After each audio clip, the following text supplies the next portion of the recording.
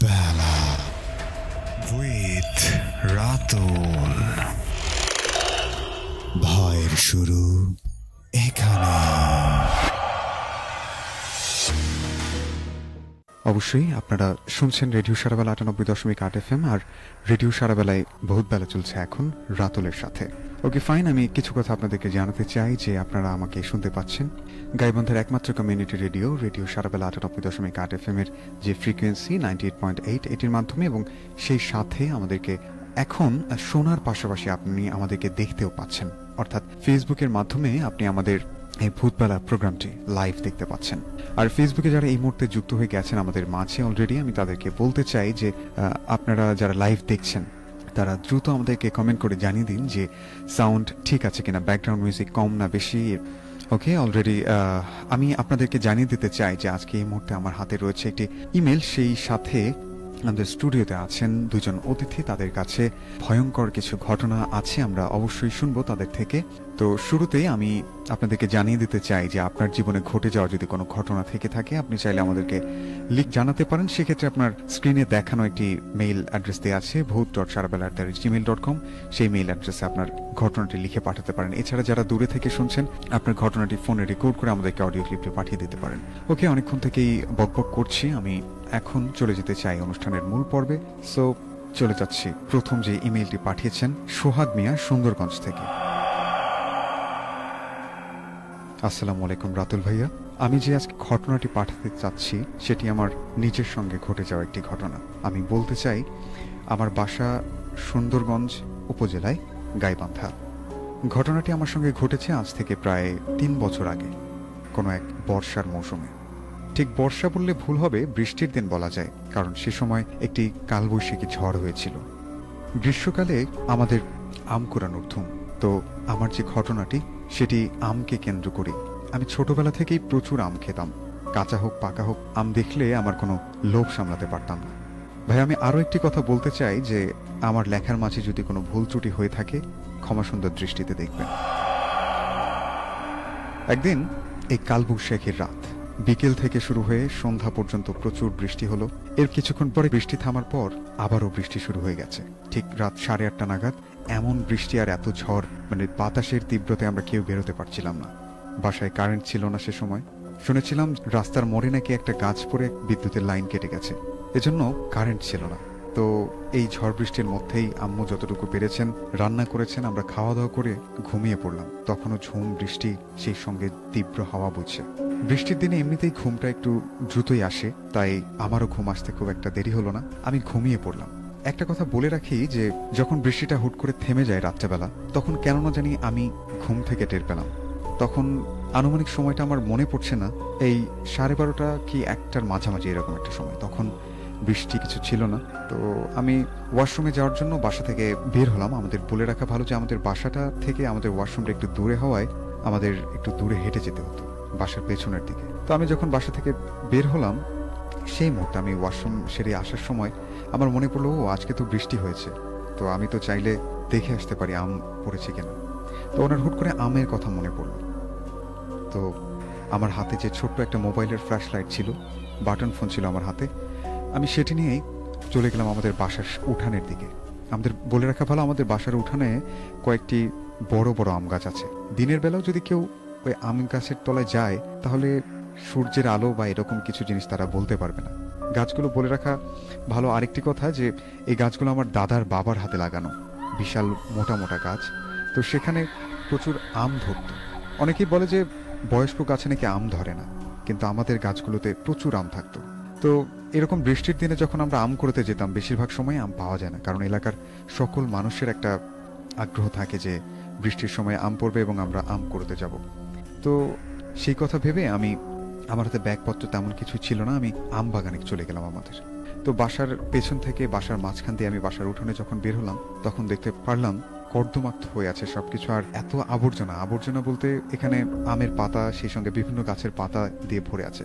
তো আমি ভেবেছিলাম খুব বেশি আম হয়তো বা পাবো না, কারণ অনেকেই এর মাঝে কুড়িয়ে নিয়ে গেছে। তো এমন একটা ভাবনা থেকে আমার ধীরে ধীরে আগানো। তো আমি যখন এগোচ্ছি, শুরুতে 3টে আম পেলাম। আম 3টে নেবার পর আমি আমার লুঙ্গি পরা ছিল, লুঙ্গির গোছায় নিয়ে রাখলাম। এরপর ধীরে ধীরে আগাচ্ছি, যে যত সামনে আগাচ্ছি তত দেখতে পাচ্ছি যে আরো বেশি আম পাচ্ছি আমি ওখান থেকে। 3টি 5টি, মানে একটা মনে হয় যে একটা গোছা থেকে এরকম পড়ে আছে। আমি যত সামনে এগোচ্ছি আম তত বেশি বেশি পাচ্ছি। তো এরকম দেখতে দেখতে আমার খেয়াল নেই যে আমার লুঙ্গি খুলে যাওয়ার মতো অবস্থা, আমার মানে গোছা ভরে গেছে একদম।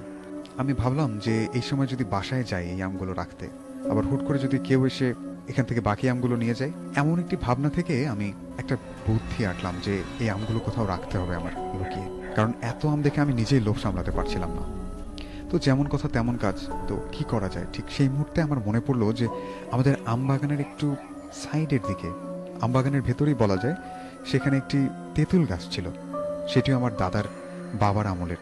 তো গাছটা এতদিনে বিশাল মোটা হয়ে গেছে। আমি যখন ওই গাছটার কাছে গেলাম, তেঁতুল গাছটির নিচে, ওখানে সচরাচর কেউ যায় না, তাই ঠিক করলাম যে আমগুলো আমি ওখানে লুকিয়ে রাখবো। তো আমি ওখানে আমগুলো লুকিয়ে রাখলাম, রেখে আবার আমি ফিরে গেলাম আমাদের আম গাছের নিচে। সেখানে গিয়ে আমি আম কুড়োচ্ছি। তো আমি দ্বিতীয়বার যখন ওখান থেকে আম নিয়ে আসলাম আমার লুঙ্গির গোছায় করে, তো ভাবলাম যে এতগুলো আম হয়ে গেল, আমার এতটা আশা ছিল না যে এতগুলো আম পাবো। আমি আমগুলো ওখান থেকে আবারও তেঁতুল গাছ তলায় নিয়ে গিয়ে রাখলাম, তেঁতুল গাছের পেছনে। তো এভাবে করতে করতে ওনার প্রায় 3-4 বার এরকম করে রাখেন উনি তেঁতুল গাছের নিচে। যে শেষের বার যখন আমি আসি তখন শুধুমাত্র একটি আম পেয়েছি। কি অবাক করা বিষয়, তাই না? আসলে ঘটনার বাকি অংশটুকু আপনারা শুনলেই বুঝতে পারবেন আমার সঙ্গে কি হতে যাচ্ছে। তো আমি শেষের যে আমটি নিয়ে আসছিলাম, এসে ভাবলাম যে বাসায় যেহেতু যাচ্ছি, আর তেঁতুল গাছের এখান থেকে তো কেউ আসবেও না, আর কেউ আম নিতেও পারবে না, তাই একটা আম নিয়ে তো বাসায় যাওয়ার উচিত হবে না। আমি যতটুকু পারি নিয়ে যাই, বাসা থেকে এসে ব্যাগ নিয়ে এসে নিয়ে যাব। তাই ঠিক করলাম যে যাই ওখানে। তো আমি যখন তেঁতুল গাছের নিচে গেলাম ভাইয়া, সেখানে গিয়ে আমি একটা আমও পাইনি। ঠিক সাথে সাথে আমি আমার হাতে যে ছোট লাইটটা ছিল, আমি চারপাশে আলো মেরে দেখছিলাম যে কেউ আমার সাথে ফাইজলামি করে চুরি করে নিয়ে গেল কিনা আমার আমগুলো। তো আমি আশেপাশে খুঁজে দেখছিলাম, কিন্তু এখানে কেউ ছিল না। আর কোনো পায়ের ছাপ যে থাকবে, আমি আগেই বলেছিলাম যে কাদা যুক্ত স্থান ছিল ওই জায়গাটা, আর যেহেতু বৃষ্টি পড়েছে, কিন্তু ওখানে কারো পায়ের ছাপ বা এরকম কিচ্ছু ছিল না। তো আমি এই ব্যাপারটা নিয়ে বেশ কিছুক্ষণ ভাবলাম সেদিন। তো শেষে আমার দুঃখ ভরা মন নিয়ে আমি যখন বাসার দিকে ফিরছিলাম, ঠিক সেই মুহূর্তে আমি আমার পেছন থেকে একটা খসখস শব্দ শুনতে পাচ্ছিলাম। তো আমি যখনই শব্দটা শুনলাম, আমার মনে পড়লো যে নিশ্চিত আমার সঙ্গে কেউ ফাইজলামি করছে। তো আমার মনের মধ্যে তেমন তখনও কোনো অলৌকিক কোনো ঘটনা বা এরকম কিছু আসেনি। তো আমি ভাবলাম যে আমি না শোনার ভান করে থাকি। তো না শোনার ভান করে থাকতে থাকতে আমি এগোচ্ছিলাম বাসার দিকে। ঠিক সেই মুহূর্তে আমি হুট করে পেছনে তাকাই যে দেখবো এটা কে আমার সঙ্গে ফাইজলামি করলো। এতগুলো আম করলাম, একটাও পেলাম না, নিশ্চিত এটা মানুষের কাজ ছাড়া কারণই না। আমি যখন পেছনে ঘুরে তাকাই, তখন সেখানে কিচ্ছু ছিল না। তো আমি দৌড়ে আবার তেঁতুল গাছের নিচে গেলাম, দেখি আবারও এসেছি কিনা। তো কিছুক্ষণ আমি ভাবলাম যে এখানে লুকিয়ে থাকি, লাইটটা অফ করলাম, ফোনের লাইটটা অফ করার পর ওখানে বসে আছি বেশ কিছুক্ষণ। ঠিক সেই মুহূর্তে আমি দেখতে পেলাম আমাদের আম গাছের, বড় একটা আম গাছ ছিল, সেই আম গাছের পেছন থেকে 5-6 বছরের একটা বাচ্চা ও হাতে করে আম কুড়োচ্ছে। আমি দূর থেকে দেখছিলাম শরীরটা একটু জল করছে। জল বলতে যে চাঁদের আলোয় যেরকম একটা মানুষের ওপর একটা পূর্ণিমার রাতে যখন দেখবেন একটু জল করে, কিন্তু ঠিক সেরকম। অথচ সেদিন বৃষ্টির ফলে, ঝড়ের ফলে চারদিক অন্ধকার ছিল। তো আমি দেখছি মেয়েটি আম কুড়োচ্ছে এবং ধীরে ধীরে তেঁতুল গাছটির দিকে এগোচ্ছে। তো আমি তখন ভাবলাম যে এত রাতে এত ছোট একটা বাচ্চা কিভাবে সম্ভব একা একা এখানে আম কুড়োতে এসেছে। তো আমি ভাবছিলাম যে এলাকারই কোনো ছোট বাচ্চা হয়তো বা, কাছে আসলে ওকে ধমক দেব।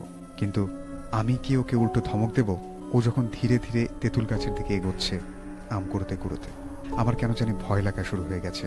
আমি অলৌকিকভাবে একটা ঘোরের মধ্যে পড়ে গেছি, যেটা একটা ছোট বাচ্চাকে স্বাভাবিকভাবে কেউই ভয় পাবে না, কিন্তু আমার ঠিক সেই মুহূর্তে এতটা ভয় লাগছিল, বিশ্বাস করবেন। ওই মেয়েটি ধীরে ধীরে এগোচ্ছে, ঠিক যখন তেঁতুল গাছটার কাছে আসবে তখনই আমার ফোনের আলোটি আমি জ্বালাই, আর সঙ্গে সঙ্গে দেখতে পাই যে সেখানে কিছুই ছিল না। অথচ ওর হাতে যে কটি আম ছিল, সে সবগুলো আম। আপনি যদি হেঁটে আসেন আমার দিকে, হুট করে যদি আপনার হাতে কোনো ব্যাগ বা এরকম কিছু থাকে, আপনি যদি ছেড়ে দেন, তাহলে দেখবেন যে আপনি যদি জায়গা থেকে যে আপনি যদি উধাও হয়ে যান, তাহলে আপনার হাতের ব্যাগটি যদি ওখানে পড়ে থাকে, ঠিক সেরকম ভাবে শরীরটা উধাও, কিন্তু হাতে যে আম ছিল কয়েকটি ধূপ করে মাটিতে পড়ে গেল। এই দৃশ্যটা দেখার পর আমি ওখানে আর সেন্স ধরে রাখতে পারিনি। ওখান থেকে আমি পালিয়ে আসবো, ঠিক এই চিন্তা করার সঙ্গে সঙ্গে আমি ওখানে অজ্ঞান হয়ে যাই। এরপরে আমি যখন আবারও জ্ঞান ফিরে পাই, তখন সকাল হয়ে গেছে। আমি দেখতে পাই আমার চারপাশে আমার বড় ভাই, আমার বোন, আমার বাবা মা, আমার দাদা দাদি সবাই ওখানে উপস্থিত আছেন। তো আমার জ্ঞান ফেরার সঙ্গে সঙ্গে আমার মা হাউমাউ করে কান্নাকাটি শুরু করে দিল। আমার ছোট বোন, আমার বড় ভাই তখন ধমক দিয়ে বলছিল যে তুই আম গাছের তলায় কি করছিলি কালকে রাতে? তুই জানিস না ওখানে ওই তেঁতুল গাছটা আছে? তো আমি ঠিক সেই মুহূর্তে ঘুম থেকে উঠে এই ধরনের আমার জ্ঞান ফিরতেই যে প্রশ্নগুলো করছিল, আমি দিক বেদিক খুঁজে পাচ্ছিলাম যে কি বলতে কি বলবো। তখন আমার বাবা তখন বলে যে ওকে আগে রাঘোস না, দাঁড়া একটা হুজুরকে ডেকে নিয়ে আসি। তো পাশে আমাদের মসজিদ ছিল বাসার পাশে, তো হুজুরকে ডেকে নিয়ে আসা হলো। হুজুর আসার পর হুজুরের কাছে আমি প্রথম ঘটনাগুলো শেয়ার করি, এই ঘটনা। তো এরপরে হুজুর আমাকে পানি পড়া দিলেন, তাবিজ দিলেন। তারপর থেকে আমার সঙ্গে আর তেমন কিছু ঘটেনি, কিন্তু আমার দাদার কাছে সেদিন যে ঘটনাটি আমি শুনতে পাই, আমার সেটি শুনে আমার শরীর শিউরে ওঠে। তো সেদিন রাত্রেবেলা অর্থাৎ সন্ধ্যার পর আমরা খাওয়া দাওয়া করে দ্রুত ঘুমোতে যাব, ঠিক সেই মুহূর্তে আমার দাদা এলেন আমাকে দেখতে। বলে যে তুই রাত্রেবেলার বাইরে বের হবি না, তোকে বলে দিলাম। তা আমি বললাম যে কেন দাদা, কি হয়েছে? তো উনি তখন বলেন যে তুই যে জিনিসটাকে দেখেছিস ঠিক ছোটবেলায় আমিও এরকম একবার দেখেছিলাম। তো আমার দাদার কাছে শুনে আমি খুব উৎসুক হয়ে জানতে চাইলাম যে দাদা কি হয়েছিল। বলে যে আমাদের সময়ে এখানে একটা গরিব ঘরের একটা লোক ছিল, যার একটাই মাত্র মেয়ে ছিল, ছোট মেয়ে।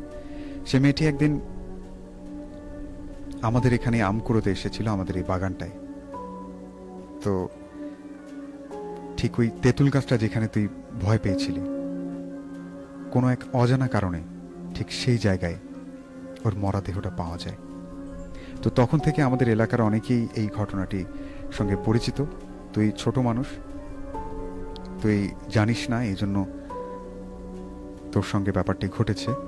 তাই বলি আর কখনোই ওই আমবাগানে যাবি না রাত্রেবেলা, আর ভুলেও তাকাবি না তেঁতুল গাছটার দিকে। ধন্যবাদ রাতুল ভাইয়া, আমার এই ঘটনাটি যদি আপনি পড়ে শোনান আমি অনেক অনেক কৃতজ্ঞ থাকব। ভূতবেলা নিয়মিত শোনা হয়, আর ফেসবুক লাইভে এখন দেখি, জিনিসটা অনেক দারুণ লাগে আমার কাছে। ঘটনাটি পড়ে শোনালে অনেক খুশি হব। অনেক অনেক ধন্যবাদ, অশেষ কৃতজ্ঞতা সোহাগ আপনাকে। অসাধারণ একটি ঘটনা আপনি পাঠিয়েছেন। সেই সঙ্গে আমি আমাদের ফেসবুকে যারা এই মুহূর্তে দেখছেন এবং আমাদেরকে শুনছেন যে বন্ধুরা, তাদেরকে বলতে চাই যে আপনারা আমাদেরকে কমেন্ট করে জানান যে ঘটনাটি আপনাদের কেমন লেগেছে, আর সাউন্ড কোয়ালিটি কেমন শুনতে পাচ্ছেন সেগুলো আমাদেরকে জানাতে পারেন কমেন্টে। সেক্ষেত্রে আমাদের পেজটি খুঁজে পেতে হবে আপনাকে। আমাদের পেজটির লিঙ্ক আমি আপনাদেরকে বলে দিচ্ছি। আপনাদের যে কোনো ব্রাউজারে গিয়ে লিখবেন www.facebook.com/রেডিও সারাবেলা, দেন পেয়ে যাবেন আমাদের পেজটি। সেখানে স্ক্রল করতে দেখতে পাবেন যে আমাদের ভূত বেলা যে প্রোগ্রামটি সেটি লাইভ চলছে। আপনি সেখানে লাইভ চ্যাট অপশনে গিয়ে কমেন্টে জানাতে পারেন আপনার অনুভূতিগুলো। সো আমি এখন খুব বেশি কথা বাড়াবো না, আমি দেখতে চাই যে শুরু থেকে কোন কোন শ্রোতারা আমাদের সাথে যুক্ত হয়ে আছেন। তানিশা তানহা ছিলেন আমাদের সাথে, এরপর সাদেক হাসান ছিলেন যে আজকে অনেক ভয় পেতে চাই লিখেছেন, এরপর আকিজ মিয়া লিখেছেন যে আসসালামু আলাইকুম রাতুল ভাই। ওয়ালাইকুম সালাম। এরপর মাহিদুল এফ ছিলেন আমাদের সাথে, অনেকদিন পর শুনছি, কন্টিনিউ ইয়ারসেলফ। অবশ্যই। এরপর শাহিদ খান ছিলেন আমাদের সাথে, লিখেছেন শেষ পর্যন্ত আছি ইনশাল্লাহ, চালিয়ে যান। এরপর তানিশা ছিল আবারও, এবং সৈয়দপুর ঘাট থেকে আছে জসিম লিখেছেন আমাদেরকে। এরপর রাফিউল ইসলাম ছিলেন, কাকুলি আহমেদ ছিলেন আমাদের সাথে, লিখেছেন শুনছি। Kakuli, she is one of my friend, সে আজকে আমাদেরকে শুনছে, অনেক অনেক ধন্যবাদ কাকুলি। এরপর আমাদের সাথে ফারুকুল ইসলাম সজীব ছিলেন, লিখেছেন যে ভূতের গল্প পারেন। ওকে, উনি একজনকে মেনশন দিয়েছেন, আমরা চেষ্টা করবো তার সঙ্গে কন্ট্যাক্ট করার। এরপর নূপুর ছিলেন আমাদের সাথে, যে লিখেছেন যে ফার্স্ট টাইম শুনছে। এরপর দুষ্টু ছেলে আমাদের সাথে ছিলেন, ইলা রহমান লিখেছেন যে আসসালামু আলাইকুম ভাইয়া, ভূতবেলা শুনছি, ভয় লাগছে। এরপর সাদুল্লাপুর থেকে জয়েন করেছেন আবির। এরপর মনি আক্তার ছিলেন আমাদের সাথে, নালায়েক, আচ্ছা আমি ফাহরিয়া ছিলেন, আচ্ছা ফাহরিয়া ছিলেন আমাদের সাথে, শুনছেন কুমিতপুর থেকে। ওকে ফাইন, আমি আপনারা যুক্ত হতে থাকুন আমাদের সাথে। এরপর দেখতে পাচ্ছি ধ্রুব সাহা লিখেছেন যে ভাইয়া আজকে বাংলাদেশ বনাম ভারতের ম্যাচ থাকার কারণে ভূতবেলা শুনতে পারছি না। অবশ্যই আমিও মিস করছি ভূতবেলার কারণে। আচ্ছা, এরপর দেখতে পাচ্ছি শ্রী রবীন্দ্রনাথ বর্মন ভাইয়া হরিপুর থেকে শুনছি। এরপর আরও অনেকেই ছিলেন, তাদের কথাবার্তাগুলোই ফিরবো, বাট এই মুহূর্তে আমি ফিরতে চাই আমাদের যে অতিথি রয়েছেন আজকে প্রথম অতিথি, তার কাছে যাব। ধন্যবাদ রাজু ভাইয়াকে আমাকে আমার জীবনের স্টোরিটি শেয়ার করার জন্য। অবশ্যই। আমার নাম মোহাম্মদ সিয়াম মিয়া, আমার বাসা ডেভিড কোম্পানিপাড়া। এই ঘটনাটি ঘটে যাওয়া তাও 1 বছর হয়ে যাবে। আচ্ছা আচ্ছা। তো আমি ঈদের ছুটিতে, স্কুল ছুটি দিছে, হ্যাঁ হ্যাঁ। তো নানু বাড়ি যাচ্ছিলাম ঈদ কাটানোর জন্য। আমার নানু বাড়ি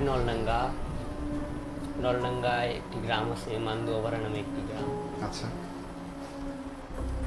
আমার নানু বাড়ি যাইতে একটা মোড়ে অটো থামে, তো আমার অটোওয়ালাটি আমাকে ওখানে নামাই দেয়। ওকে। অটোওয়ালাটি নামাই দেওয়ায় একটু হেঁটে যাইতে হয় নানু বাড়িতে। নানু বাড়ি যাইতে 3টা বাঁশের ঝাড় পড়ে। আচ্ছা।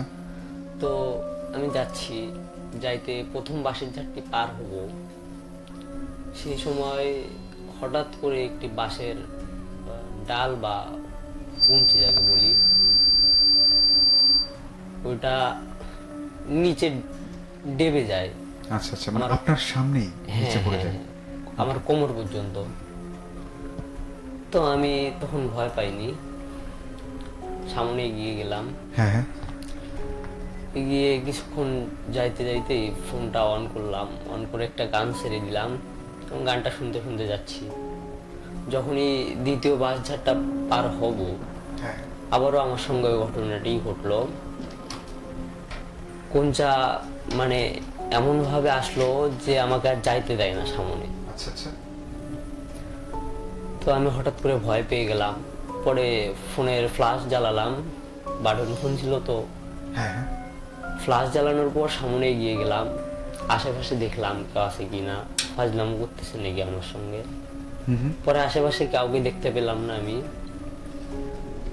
নির্ভয়ে কোনচাটিকে হাত দিয়ে সরাই দিয়ে সামনে যাচ্ছিলাম। যখনই তৃতীয় বাঁশঝাড়টা আসে, আচ্ছা, এবং আমি তখন দেখতে পারি একটি বাঁশঝাড়, একটি বাঁশ আমার কোমর পর্যন্ত আটকে ধরে আছে, ওইদিকে যাইতে দিবে না আমাকে। তো এখন যাইতে দিবে না, আমি দাঁড়ায় আছি, মানে 10 সেকেন্ডের মধ্যে চুপচাপ, ভয় পেয়ে গেছি। তো সামনে আমার মামার দোকান ছিল, তো সাইড থেকে আমার মামা যখনই লাইট মারছে তখনই দেখতে পেলাম বাসটি আবার উপরে উঠে গেছে। আচ্ছা। তো লাইট মারার সঙ্গে সঙ্গে আমি মামার দোকানের দিকে দৌড় দিলাম। দৌড় দিয়ে যাওয়ায় মামা অনেক ভয় পেয়ে গেল যে তোমার কি হয়েছে, তুমি এমন করতেছো কেন। আমি মামাকে সব খুলে বললাম। খুলে বলার পরে মামা আমাকে বললো, যাও তুমি ঘরে রেস্ট নাও, আমি দেখতেছি। পরবর্তীতে আমার নানি আমাকে এসে বললো, ওই রাস্তা দিয়ে কোনো সময় একা হেঁটে যাবি না, গেলে কাউকে নিয়ে যাবি। তো আমি সেদিন অনেক ভয় পাই এবং ভয়ে কাঁপতেছিলাম।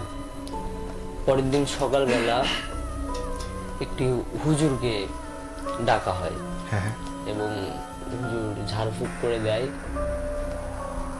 তারপরে হুজুরটি তেল ভরা দিল, পানি ভরা দিল, তারপরে হুজুরটি চলে গেল। তারপরে আমার একটা বড়াম্মা ছিল, মানে আমার নানির মা, তিনি আমাকে বলল, ওখানে ছোটবেলা থেকেই অনেক আগ থেকেই নাকি ওই বাঁশঝাড়ের সমস্যা ছিল। ওই বাঁশঝাড় কেউ কাটতে পারতো না, বাঁশটা কেউ কাটতে পারতো না। মানে কাটলে 3 ঝোপ থেকে একটা করে কাটতে হতো। আচ্ছা আচ্ছা। তো একজন লোক নাকি এক সময় একজন লোক একটা বাঁশ কাটতে যায়। সে বাঁশ কাটতে যাওয়ায় নাকি তাকে, মানে বাঁশের যে ছালগুলো আছে ওটা তো ধারালো হয়, এখন দা দিয়ে কাটতে সে সময় তো অত চিকিৎসার তো উন্নতি ছিল না। তো কাটতে কাটতে হঠাৎ বাঁশটি তার পড়ে যায় এবং যে ছালগুলো আছে ছালগুলো তার পেটে ঢুকে পেট ফুটো করে দেয়।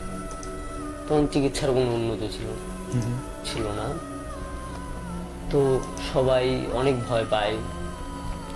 তাতে সে রাস্তা পুরো ফাঁকা ছিল, সে নাকি হাঁটতেও পারতো না। সে ওকে, অতঃপর সে ওখানে মারা যায়। মারা যাওয়ার পর থেকে নাকি ওই জায়গা দিয়ে রাত্রেবেলায় সমস্যা করে। রাতুল ভাই ছিল আমার ভাই।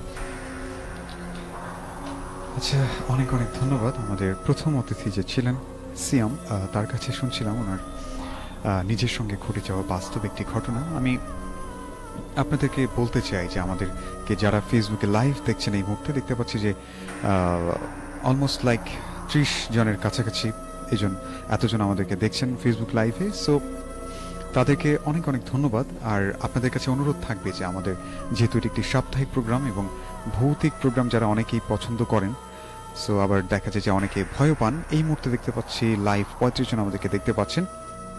তাদের কাছে অনুরোধ থাকবে যে আপনারা আমাদের এই পোস্টটিকে বেশি বেশি শেয়ার করে আরও বেশি বেশি শ্রোতাদের কাছে এঙ্গেজ করার সুযোগ করে দেবেন। আর এই মুহূর্তে আমি ফিরতে চাই যে দেখতে চাই আপনাদের কথাবার্তাগুলো এবং কে কি লিখেছেন এবং কোন ঘটনাটি আপনাদের ভালো লেগেছে এবং আপনারা কি বলেছেন সেসব কিছু আপনাদেরকে জানাতে চাই। এরপর দেখতে পাচ্ছি আমাদের সাথে আছেন মোহাম্মদ আব্দুল্লাহ আল তোহা ছিলেন, আমি শুনছি উদাখালী থেকে। এরপর মোহাম্মদ সাগর ছিলেন, আসসালামু আলাইকুম ভাই, কেমন আছেন? বলছি পদুম শহর নয়াবন্দর থেকে। এরপর আবু সিদ্দিক আহমেদ ছিলেন যে ইউটিউবে লাইভ করবেন ভাইয়া, নেক্সট টাইম যেন আবারও শুনতে পারি। অবশ্যই আমরা ফেসবুক লাইভ করব, এখন থেকে ফেসবুক লাইভ হয় আমাদের এই ভূতবেলা প্রোগ্রামটি। এরপর শ্রী রবীন্দ্রনাথ ছিলেন আমাদের সাথে, মুনতাসির ছিল, 2 দিনের মোসাফির ছিলেন। রাতুল ভাইয়ের ঘটনাটা খুব বেশি ভয়ঙ্কর ছিল, খুব ভালো লেগেছে, ইলা রহমান লিখেছেন। এরপর সাগর আহমেদ ছিল, লিখেছেন শুভকামনা রইল রেডিও সারাবেলা। অবশ্যই আপনাদের কাছে আবারও বলতে চাই যে আমাদের এই ভূতবেলার এই লাইভটি বেশি বেশি শেয়ার করে বেশি বেশি মানুষকে দেখার সুযোগ করে দিন। এরপর আরিফ লিখেছেন আমাদেরকে, এরপর সাউন্ড একটু বাড়ান, সাগর আহমেদ লিখেছেন কিছুক্ষণ আগে। এরপর নিম্মি ইসলাম লিখেছেন যে হাই ভাইয়া, মুন্সিপাড়া থেকে শুনছি, 2017 সালের পর আজকে আবার শুনলাম, সেই আগের মতো ভালো লাগছে। অনেক অনেক ভালোবাসা এই ধরনের শ্রোতা আপনাদের জন্য। নতুন করে যারা যুক্ত হয়েছেন তাদেরকে বলতে চাই যে আপনারা সবসময় রেডিও সারাবেলা শুনবেন, তাহলে আমাদেরও ভালো লাগবে। আর এভাবে যদি আপনি 17 সালে শুনেছেন, আর এটা কত সাল, 2024 অলমোস্ট, এত বছর পর পর শুনলে আমাদের খারাপ লাগবে। এই জন্য এখন থেকে চেষ্টা করবেন সবসময় শোনার। আর প্রতি বৃহস্পতিবার ফেসবুক লাইভ দেখতে পারবেন ভূতবেলা। মালয়েশিয়া থেকে শুনছেন মোহাম্মদ রিপন লিখেছেন, আসসালামু আলাইকুম ভাইয়া, শুনছি মালয়েশিয়া থেকে, অনেক সুন্দর হচ্ছে, চালিয়ে যান। এরপর জান্নাত জুই ছিলেন আমাদের সাথে, সাগর আহমেদ ছিলেন, আবারও নুসরাত জাহান নিশে ছিলেন, লিখেছেন যে চালিয়ে যান, সাথে আছে। Okay fine. মাহিন ছিলেন, হেই রাতুল ভাইয়া, আজকের গল্পগুলো অনেক ভালো হচ্ছে, আছি শেষ পর্যন্ত। ওকে ফাইন, আমরা আপনাদের কথাবার্তাগুলোই পড়ছিলাম। সো আরেকজন লিখেছেন যে এমডি লিপু লিখেছেন যে আজকের ঘটনাগুলো ভালো হয়েছে। আকাশ লিখেছেন বন্ধু, ফাইন। এরপর আমাদের সাথে মনি একটা ছিলেন যে শুনছি গাইবান্ধা থেকে, ভালো লাগছে, শেষ পর্যন্ত চালিয়ে যান। ঠিক এই মুহূর্তে আমাদের ঘড়িতে সময় 9:39, অর্থাৎ কিছুক্ষণের মধ্যে আমাদেরকে নিউজ ব্রেকে যেতে হবে। সো তার আগে আমাদের আরেকজন অতিথি আছেন, তার কাছে শুনবো তার একটি ঘটনা। সো আমরা এখন চলে যাচ্ছি আমাদের দ্বিতীয় অতিথির কাছে। ধন্যবাদ রাতুল ভাইয়াকে আমার স্টোরিটি শেয়ার করার জন্য। আসলে এই ঘটনাটি আমার সঙ্গে ঘটেনি, ঘটনাটি ঘটেছে আমার এক দাদুর সঙ্গে। আমি কখনো ভূত দেখিনি, যাই হোক বলতে পারবো না, কিন্তু আমার দাদা দাদি অনেক এগুলো দেখেছে, ভূত জিন। তাদের সঙ্গে ঘটে যাওয়া স্টোরিটি তারা আমার সঙ্গে শেয়ার করেন। আচ্ছা, তো আজকে যে ঘটনাটি শেয়ার করতে যাচ্ছি এটা তাদের জীবনে ঘটে যাওয়া স্টোরি। তিনি প্রায় অনেক বছর আগে, তার বয়স ছিল প্রায় 23-24 বছর, তিনি নতুন বিবাহ করেন। আচ্ছা আচ্ছা।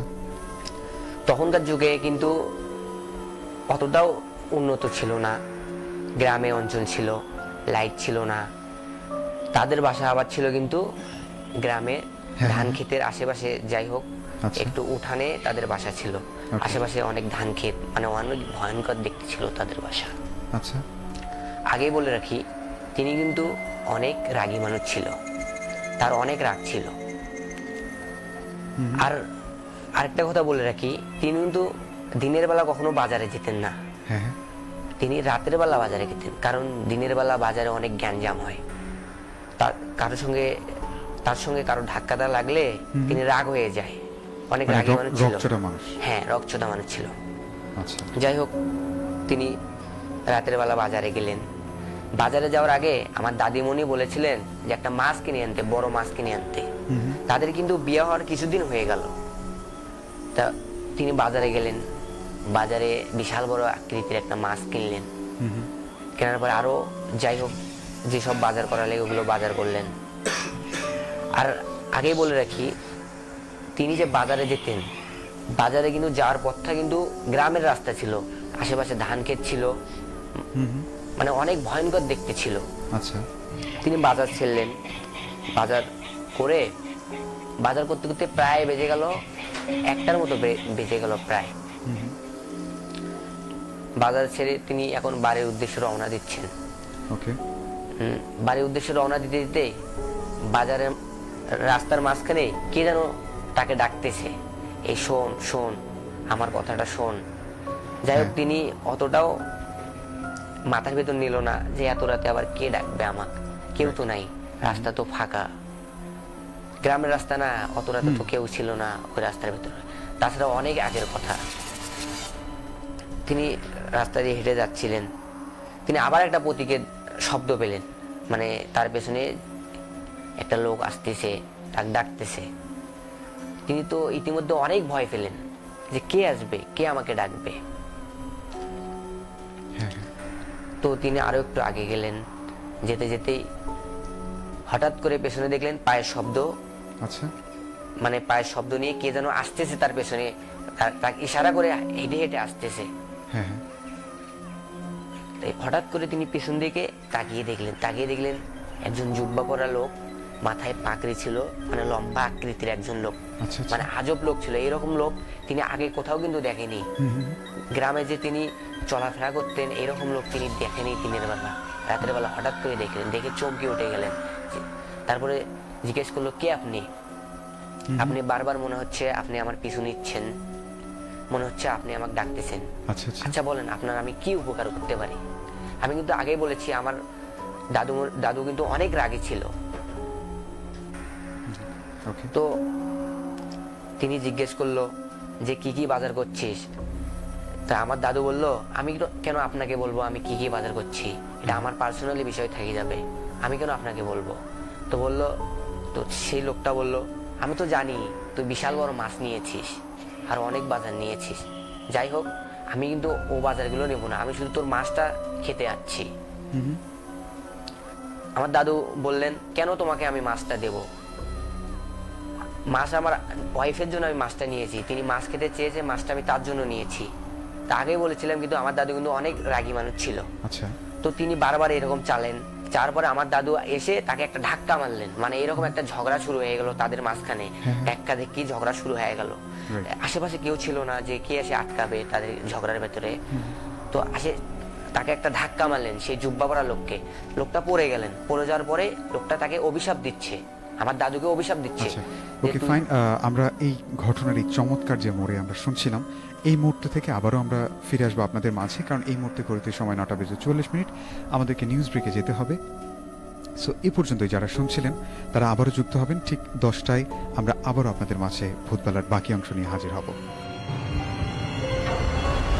ভূতবেলা উইথ রাতুল, ভয়ের শুরু এখানে।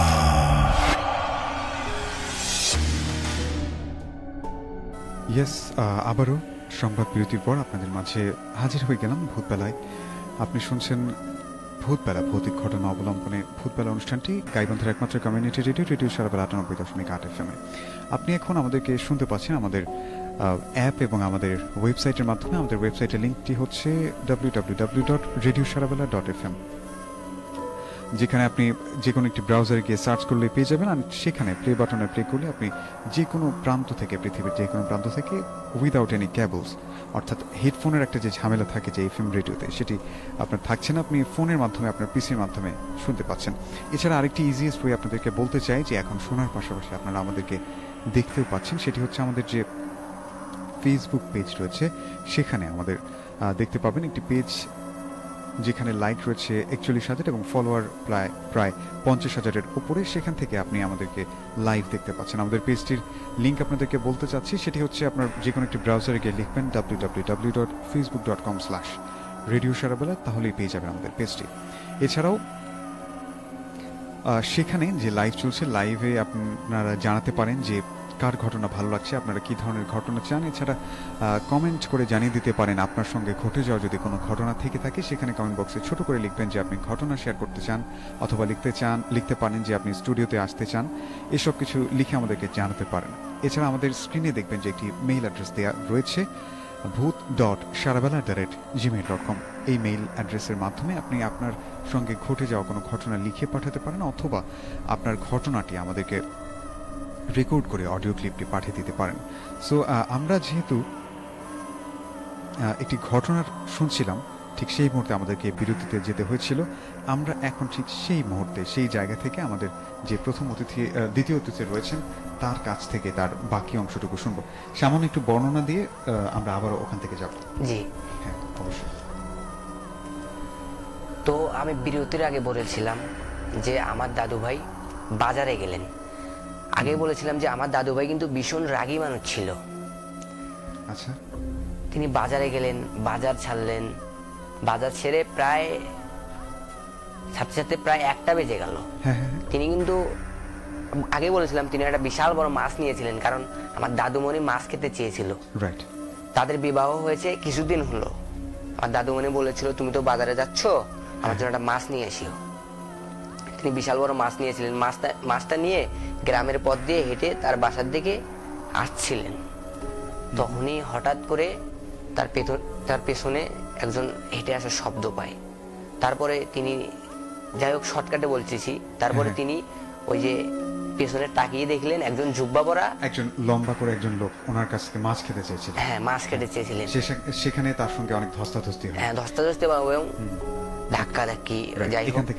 হ্যাঁ, তো তিনি তাকে ধাক্কা মারলেন। ধাক্কা মারার পরে তিনি তাকে অভিশাপ দিলেন যে তুই এটা মাছ খেতে পারবি না, তুই আমাকে মাছটা দিলি না কেন, একটা মাছ দিলে কি এমন ক্ষতি হতো, তোদের তো অনেক টাকা পয়সা ছিল, তুই মাছটা দিলি না কে। তিনি আরো রাগ হলেন, কেন তোকে আমি মাছ দেব, তুই কে, তোকে আমি মাছ দেব, তোকে আমি চিনি না জানি না, কেন তোকে আমি মাছ দিতে যাব, মাছটা আমার ওয়াইফে খেতে চাইতে আমি তাকে মাছটা দেব। সেই কথা বলে লোকটিকে ওই জায়গায় ফেলে রেখে তিনি বাসার উদ্দেশ্যে রওনা দিচ্ছেন। আচ্ছা। দিয়ে তিনি বাসায় এলেন। বাসায় এসে তার ওয়াইফের দরজাটা ধাক্কালেন যে কই তুমি, বার হয়ে আসো, আমি বাজার করে এসেছি। তো তার ওয়াইফ দরজাটা খুললেন। খুলে রেখে তার ওয়াইফের হাতত ব্যাগটা দিয়ে তিনি বললেন যে ব্যাগটার ভেতরে যেসব বাজারগুলো আছে এগুলো বের করে রাখো, আর আমি একটু ওয়াশরুম থেকে আসতেছি। মানে তখনকার যুগে তো টিউবওয়েল ছিল, ওয়াশরুম ছিল না। আমি একটু, তো তাদের বাসা থেকে একটু দূরের টিউবওয়েল ছিল, মানে যাই হোক বাড়ির পেছন দিকে টিউবওয়েল ছিল। এখন তো রুমের সঙ্গে টিউবওয়েল ওয়াশরুমগুলো থাকে। তো তিনি টিউবওয়েলে ফ্রেশ হওয়ার জন্য গেলেন। ফ্রেশ হলেন, হয়ে ফ্রেশ ট্রেশ হয়ে তিনি হঠাৎ রুমের ভেতরে আলেন। এসে দেখেন তার ওয়াইফ কাঁচা মাছ জ্যান্ত চাবিয়ে খাচ্ছে, কাঁচা মাছ খাচ্ছে। মানে ওনার ওয়াইফ মানে কাঁচা মাছ চিবিয়ে খাচ্ছে? হ্যাঁ, চিবিয়ে খাচ্ছে কাঁচা মাছ। তিনি সেই বিষয়টি দেখে মানে হতভাগা হয়ে গেলেন যে কি খবর, আমার ওয়াইফ কাঁচা মাছ খাচ্ছে, অথচ আমার ওয়াইফ কাঁচা মাছের গন্ধই সহ্য করতে পারতো না, কিন্তু মাছ পছন্দ করতো। তিনি সেই বিষয়টি দেখে তার ওয়াইফের কাছে গেলেন, যায় হাত থেকে মাছটা নিলেন, নিয়ে বললেন কি খবর, তুমি মাছটা এইভাবে খাচ্ছ কেন, তোমার ক্ষুধা লাগছে তুমি আমাকে বলবা, আমি তাহলে বাজার থেকে অন্য কিছু নিয়ে আসতাম তোমাকে দিতাম। বলতেছে না, আমার এই মানে এমন হয়ে গেছে তার ওয়াইফের যে মনে হয় আমার যা মনে হচ্ছে ওই যে লোকটা বলছিল না, অভিশাপ দিয়েছিল না তো যে কোনো একটা ক্ষতি হবে, ওই লোকটা ওনার ওয়াইফে ভর করেছেন। এইভাবে বলতেছে, না আমি এই মাছটাই খাবো, এই মাছটাই আমার পছন্দ হয়েছে, এই মাছটাই খাবো, এই মাছটাই দিলি না কে তুই আমাকে। আমার দাদু তো অনেক ভয় পেলেন, ভয় পেয়ে বললেন, কি ব্যাপার? ওই রাস্তায় যে লোকটাকে ধাক্কা মেরে ফেলে দিয়ে এসেছি, ওই লোকটার ডায়লগে সেম কথাটাই বলতেছে আমার ওয়াইফ। আমি তো ঘটনাটা বুঝতেছি না, কি হচ্ছে, কি আজব ব্যাপার হচ্ছে। আচ্ছা, কিছুক্ষণ পরেই তার ওয়াইফ স্বাভাবিক হয়ে যায়। মানে মাছটা, ওয়াইফ স্বাভাবিক হওয়ার পরে মাছটা সে তার হাতে দেখে, মানে তার ওয়াইফ সে হাতে দেখে, মানে মাছটা এরকম করলো, কি ব্যাপার মাছটা এরকম অর্ধেক খাওয়া গে? তার ওয়াইফ আবার তাকেই জিজ্ঞেস করতেছে, তুমি আবার খাও নেই তো মাছটা এইভাবে, না বিলাই আমার হাত থেকে সে খেয়ে গেল? তো দাদু ভাই তো অনেক অবাক হয়ে গেল, কি ব্যাপার, সেই মাছ খাচ্ছে, সে হাতে নিয়ে খাচ্ছে, সে আবার আমাকে জিজ্ঞাসা করতেছে, আচ্ছা তুমি আবার মাছটা খাও নেই তো? তো দাদু ভাই ওই অবস্থায় সে রাতটা কাটিয়ে দিল। মানে ওই অবস্থা কাটিয়ে দেওয়ার পরে সে মনে মনে ভাবলো যে আমি একটা হুজুরের কাছে যাব। কাল সকালে? হ্যাঁ, সকালেই হুজুরের কাছে যাব। আচ্ছা। তো তিনি ফজরের নামাজ পড়তে গেলেন। ফজর নামাজ পড়তে গিয়ে হুজুরকে এসব ব্যাপারে জানালেন যে এই ব্যাপার, আমার সঙ্গে রাস্তায় একটা লোকের দেখা হয়েছিল, লোকটা আমার মাছটা খেতে চেয়েছিল, তো লোকটার সঙ্গে যাই হোক হস্তাহস্তি হয়েছে। হুজুর বললেন এসব মনে হয়, হুজুরও বিশ্বাস করতে চাইলেন না, কারণ এরকম ব্যাপার তো কমে হয়, এরকম ব্যাপার তো কেউ বিশ্বাস করতে চায় না। মানে ভূত বলতে তো কেউ নাই, এরকম তো কেউ ভাবতেই পারে না যে ভূত আছে কি নাই। হুজুর এও না করে তাকে সান্ত্বনা দিল, দেখো তুমি হয়তো ঘুমের ভেতর স্বপ্ন দেখেছো, মনে হয় তোমার এটা বাস্তবে দেখোনি, স্বপ্নের ভেতর দেখে আমাকে এসে এইসব বলতেছো। যাই হোক এই ব্যাপারটা বাদ দাও, আর তুমি আছে না সূরা ইয়াসিন জানো না, এরম যাই হোক সূরার নাম বললো, এরম কোনো ঘটনা যদি হয়ও, তুমি তোমার নিজেকে ফুঁক দিবা এবং তোমার ওয়াইফকে এইভাবে ফুঁক দিবা সূরাগুলো পড়ে। তো দিনকাল চলছিল, চলার পরে কিছুদিন পরে আবার সেই রকম তার ওয়াইফ সেই রাতের মতো শুরু করে দিল। মানে রাতে তারা শুইছে, তার ওয়াইফ তার গলা টিপে ধরছে। তোকে আমি ওই রাতে? না মানে কয়েকদিন পর, হ্যাঁ স্বাভাবিক হওয়াটা কয়েকদিন পরে এরকম ঘটনা। ওয়াইফ তার আমার দাদু ভাইয়ের গলা টিপে ধরলো, টিপে ধরে বলতেছে, আমার দাদু ভাই তো ঘুম থেকে চটকে হচ্ছে, কে কে কে কে আমার গলা টিপে ধরছে। মানে টিপে ধরে বলতেছে, তোকে আজকে খাবো, তুই তো আমাকে মাছটা দিলি না, আর মাছটা তো আমি ঠিকভাবে খেতেও পারলাম না, তোকেই খাবো আজকে আমি তোকেই সঙ্গে নিয়ে যাব। এই কথা বলে আমার দাদু ভাই, মানে তার যত জোর ছিল, মানুষের কিন্তু বিপদে বললে কিন্তু সেইরকম একটা জোর চলে আসে, মানে বিপদে যেরকম পড়ে সেই জোর দিয়ে সে জোরে একটা ধাক্কা মেরে আমার দাদুমণিকে মাটির নিচে ফেলে দিল। মানে আমার দাদুমণি মাটিতে পড়েই সে অজ্ঞান হয়ে গেল। অজ্ঞান হয়ে যাওয়ার পরে সে তখন চিন্তা করতেছে, কি ব্যাপার, কি করলাম এটা, সে তো অজ্ঞান হয়ে গেল, পানি দিচ্ছে কিন্তু জ্ঞান ফিরতেছে না। সেই অবস্থায় তিনি সেই হুজুরের কাছে গেল, হুজুরকে ডাকতে গেল। এখন হুজুর বলতেছে, চলেন আপনার বাসায় চলেন, দেখি কি হয়েছে, সেদিন তো ব্যাপারটা জানালেন, আমি তো ব্যাপারটা অতটাও নিলাম না, চলেন আপনার বাসায় চলেন। তো হুজুর আসি দেখলো যে সে মাটিতে অজ্ঞান হয়ে পড়ে আছে। তারপরে হুজুর যাই হোক এগুলো দোয়া পড়ে তাকে ফুঁক দিল, ফুঁক দেওয়ার সঙ্গে সঙ্গে সে আবার স্বাভাবিকে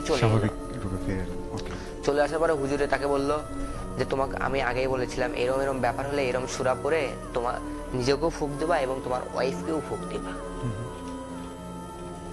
কারণ তখনকার যুগে কবিরাজ ছিল কি না সেটা আমি জানি না, হুজুরে এইসব ব্যাপার দেখতো।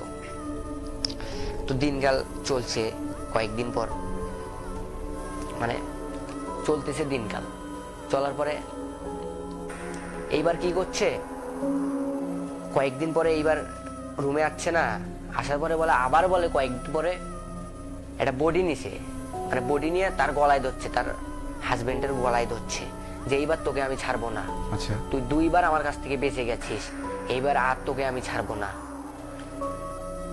সেই কথা বলে আমার দাদু ভাই তো জোরে চিৎকার দিছে, কারণ তার তো জীবনের একটা ভয় আছে। জোরে চিৎকার দেওয়ার পরে এলাকাবাসী আসছে, আশেপাশের পাড়া প্রতিবেশী কয়েকজন আসছে। আসার পরে তারা দেখলো এই ব্যাপার, তার গলায় ছুরিটা এইভাবে ধরছে, মানে বডিটা ধরার পরে এখন তাক সবাই মিলে ধরছে, ধরে কয় তুমি এরকম করতেছো কেন, তুমি তো নতুন বৌমা, তুমি কেন এরকম করবা। ও বলতেছে, দাদিমণি বলতেছে না আমি ওকে ছাড়বো না, ও আমাকে মাছ খেতে দেয় নেই, ও আমাকে রাস্তায় ফেলে থুয়ে এসেছে, আমাকে রাস্তায় ধাক্কা মেরেছে। এই ব্যাপার বলে লোকজন তো ওকে দাদিমণিকে রশি দিয়ে বাঁধলো, কারণ আটকা যাচ্ছে না, এমন একটা শক্তি পাওয়ার চলে এসেছে। রাইট, এরকম ব্যাপারগুলোতে এরকম অসম্ভব শক্তি চলে আসে। হ্যাঁ, এরকম অদ্ভুত একটা শক্তি চলে আসে, গ্রামবাসীও আটকাতে পারছে না। আমরা যেরকম গ্রাম বাংলার পাতা খেলা দেখি না, যেমন পাতা খেলা শেষে ওই যে পাতাকে সবাই মিলে ধরে নাকে মুখে কি যেন একটা দিয়ে পাতাকে থামায় না, মানে জ্ঞানটা ফিরে আনে না, সেই রকম ওনাদের কাছে তো কিছু ছিল না, যে অতটাও বুদ্ধি ছিল না যে মুখে কি যেন দেয়, ওরা তো অতটা জানে না, এটা তো শুধু কবিরাজরাই জানে কি দিয়ে মুখে কি দিয়ে জ্ঞান ফিরাতে হয়। রশি দিয়ে তার দাদুমণিকে বাঁধলো, বাঁধার পরে এখন কেউ কবিরাজকে খবর দিয়েছে, তাড়াতাড়ি কবিরাজকে খবর দাও, এটা তো ঘটনা তো অনেক দূর চলে গেছে, এই তো মানুষ মারি ফেলাবে, আজকে এর হাজবেন্ডকে মারি ফেলাবে, কালকে আমাদেরকে মারি ফেলাবে। কবিরাজ আলো এসে ওরা কিন্তু ওনার আঙ্গিনার ভেতরে রশি দিয়ে পা হাত বেঁধে রেখে দিয়েছিল। তো কবিরাজ এসে একটা কি যেন পানি ছিটা তার গায়ে মারলো, মারার সঙ্গে সে চটকে উঠলো। ওঠার পরে কবিরাজ সবাইকে বললো ওনার রশিটা খুলে দেন, দেখি ওনার কি হয়েছে। তো কবিরাজ একটা দোয়া মন্ত্র বললো, পরে আবার পানিটা ছিঁড়ে দিল, ছিঁড়ে দিয়ে বলতেছে তোর কি সমস্যা, তুই কে, তুই কেন এদের পরিবারে ঝামেলা করতেছিস। তো দাদিমণিরা যে ওটা ভর করছিল, উনি তো বলতে চাচ্ছিল না, বলতেছে যে আমি কে, তোরও কেন শোনার লাগবে, তোকে কেন আমি বলবো, তুই কে।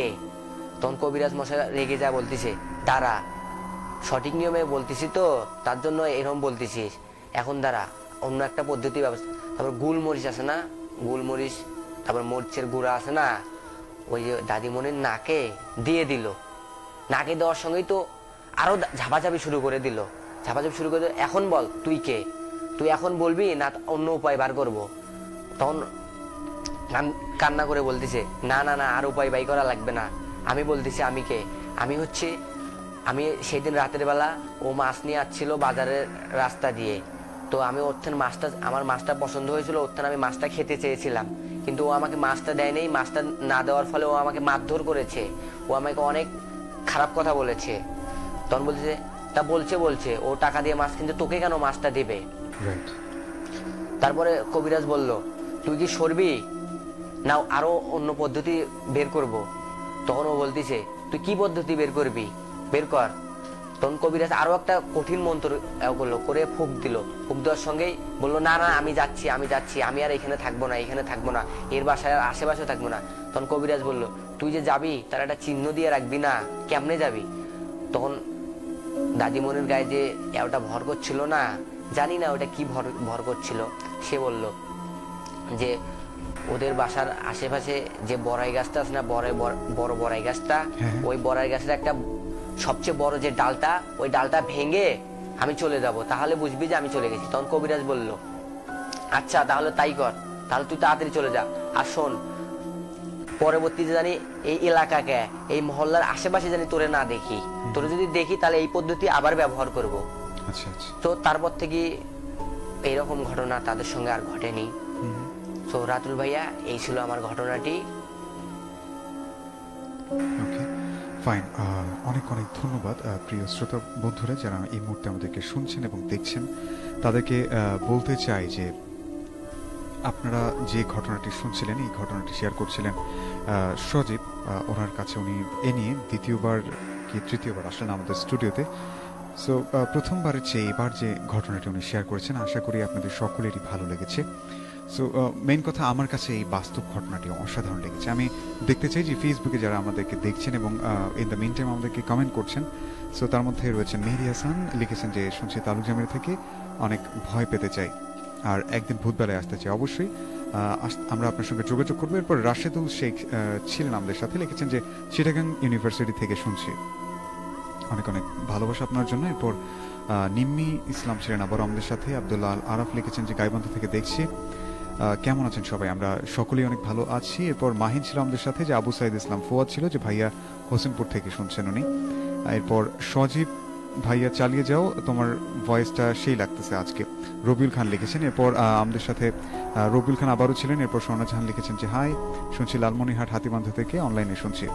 এরপর খন্দকার মেহেদী হাসান মানু লিখেছেন যে শুনছি লালমনিরহাট থেকে, আগের মতো ভয় পাইনি ভাই।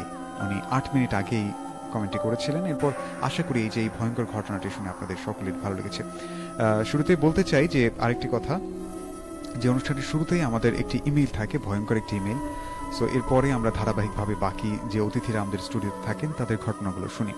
আর ফেসবুকে যারা দেখছেন এবং আমাদের যে শ্রোতা বন্ধুরা আছেন তাদের কাছে রিকোয়েস্ট থাকবে যে এই লাইভটি বেশি বেশি শেয়ার করে সকলকে দেখার সুযোগ করে দেবেন। ইলা রহমান ছিলেন আবারও। এরপর আকাশ লিখেছেন যে বোয়ালি থেকে শুনছেন উনি। এরপর রুবেল ছিল আমাদের সাথে। এরপর সিদ্দিক এসার ছিলেন যে ভালো লাগছে, চালিয়ে যান। এরপর লিওন শামীম ছিলেন আমাদের সাথে। লিওন, রাইট, ওকে, ফাইন। আমরা অনেকক্ষণ থেকেই কথাবার্তাগুলো পড়ছিলাম আপনাদের, এবং ঠিক এই মুহূর্তে আমি চলে যেতে চাই, আমাদের আরেক অতিথি আছে তার কাছে যাব।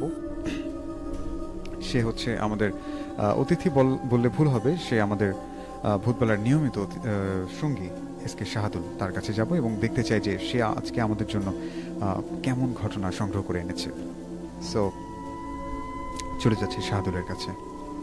ধন্যবাদ ভাইয়া আমাকে স্টোরি শেয়ার করার জন্য। গল্পটি আমার একজন খুব কাছের একজন মানুষের কাছে। তিনি আমার মার সাথে আমার ঘটনাটি ঘটা। আমি আমার নানির কাছ থেকে ঘটনাটা শুনেছি এবং তারপর আমার ভাই, বড় বোনের কাছ থেকেও শোনা একই ঘটনাটি। আমার মার বিয়ের প্রায় 3 বছর আগে নাকি আমার মার সাথে অলৌকিক কিছু ঘটনা ঘটে গেছে। আচ্ছা আচ্ছা। আমার নানির বাড়ির পাশে বাঁধঝাড় অনেক ছিল। তা আমার খালা, বড় খালা এবং মা, তারা হচ্ছে বিকেলে ভাইয়া খেলাধুলা করতে যেত। ওকে। তা সেখান থেকে ফিরতে ফিরতে সন্ধ্যা হয়ে গেছে। তা সন্ধ্যা হওয়ার পর তারা আসার সময় অনেক রাত, মানে সন্ধ্যা মাগরিবের সময় একবার আসছিল। তা আমার আম্মু হচ্ছে একটু মানে ভীতু টাইপের ছিল। তা আম্মু হচ্ছে কোনো কিছু একটা দেখে, ছায়া দেখে ভয় পেয়ে একবার ওখানে সেন্সলেস হয়ে পড়ে গেছে একটুতেই। পরে আমার খালা, বড় খালা, সে চিল্লাচিল্লি করে সবাইকে ডাকলো, পাড়া প্রতিবেশী। তা আমার আম্মুকে নিয়ে গেল বাসায়। নিয়ে যাওয়ার পর তাকে ডাক্তার ডাকলো, মাথায় পানি দিল। ডাক্তার একটা ইঞ্জেকশন দিয়েছিল ওই সময় নাকি। তারপর তাকে জ্ঞান ফেরানোর পর তাকে জিজ্ঞাসা করলো কী হয়েছিল, তুই ওখানে পড়ে গেছিলি। তা বললো যে আমি আসার সময়, আমি আর আমার বড় বোন আসার সময় বাস থেকে হুট করে একটা ছায়া আমার পাশ দিয়ে চলে গেছে। ওটা দেখে আমি ভয় করে ওখানে পড়ে গেছি। তো বললো আচ্ছা এই জন্য। পরে বললো যে ঠিক আছে আমরা দেখতেছি। পরে স্বাভাবিকভাবে আমার আম্মু সুস্থ, চলাফেরা করে, স্কুল যেত, খেলাধুলা করতো। পরে যখন আবার মাসখানিক যাওয়ার পর আমার আম্মু আবার অসুস্থ হলো। আচ্ছা। অসুস্থ হওয়ার পর যখন দেখতেছি দিনকে দিন আমার আম্মু শুকিয়ে যাচ্ছে, খাওয়া দাওয়া নেই, কিছু নেই, একদম গাছের পাতার মতন একদম চিকন হয়ে যাচ্ছে। পরে তখন আমার নানিরা, মামারা যারা ছিল তারা বুঝতে পারেনি যে আমার আম্মুর সাথে কোনো একটা কিছু ঘটছে। পরে যখন আমার নানা ছিল, নানা একজনকে জিজ্ঞাসা করলো যে আমার মেয়েটা যে এভাবে করে শুকে যাচ্ছে, এটার কি করা যায়। ওনারা বললো যে ভালো কোনো ডাক্তারদের, গ্রামে জায়গায় ভাইয়া পল্লী চিকিৎসক থাকতো না, তাদের কাছে নিয়ে যায়। সে আমার আম্মুকে তার কাছে নিয়ে গেলো, সে ডাক্তারের কাছে নিয়ে যায়, নিয়ে যেয়ে ট্রিটমেন্ট করে, ওষুধ দেয়। যে ওষুধ খেয়ে আম্মুর কিছুই হতো না, যে আর সেই। পরে আমার হচ্ছে মানে ছোট নানা, তা আমার নানাকে বললো যে ভাই একটা কবিরাজ নিয়ে আইতো, একটা কবিরাজ নিয়ে এসে দেখতো কি হয়েছে। পরে গেল ওখানে, কবিরাজ আসলো। কবিরাজকে ডাকার পর দেখলো যে আমার আম্মুকে একটা জেন ধরেছে। আচ্ছা আচ্ছা। তা হচ্ছে যে কালো ছায়াটা আমার আম্মু দেখার সাথে ভয়ে পড়ে গেছিল, সে কালো ছায়াটার তার সামনে দিয়ে যাওয়ার কারণ হচ্ছে সে ওখানে জেনটার ওখানে বাসস্থান ছিল ওই গাছটার নিচে বাঁশঝাড়। হ্যাঁ তো বাঁশঝাড়ে ওখানে আম্মু হচ্ছে সাইড দিয়ে যাচ্ছিল, তো সাইডে নাকি ও বসে ওখানে ছিল ওই সময়। তা হুট করে ওর গায়ের উপর পাড়া পড়ছে, পাড়া পড়ার পর আম্মুর উপর দিয়েও চলে গেছে। ওকে পরে জেন কবিরাজ আসলো, কবিরাজ ভরণ করলো সবকিছু বলার পর যে তুই আমাদের বাড়ির মেয়েকে ছেড়ে যাবি কিনা, এই বাজার ছাড়ে যাবি কিনা এইটা বল। পর বলতেছে না আমি তো এটা ছেড়ে যাব না, একে ছাড়বো না, এর কি আছে আমি শেষ পর্যন্ত দেখবো, এর বিয়ে হতে দিব না, মানে নানান ধরনের সবকিছু কথাবার্তা, নানান যে কথাবার্তাগুলো সেগুলো বলছিল।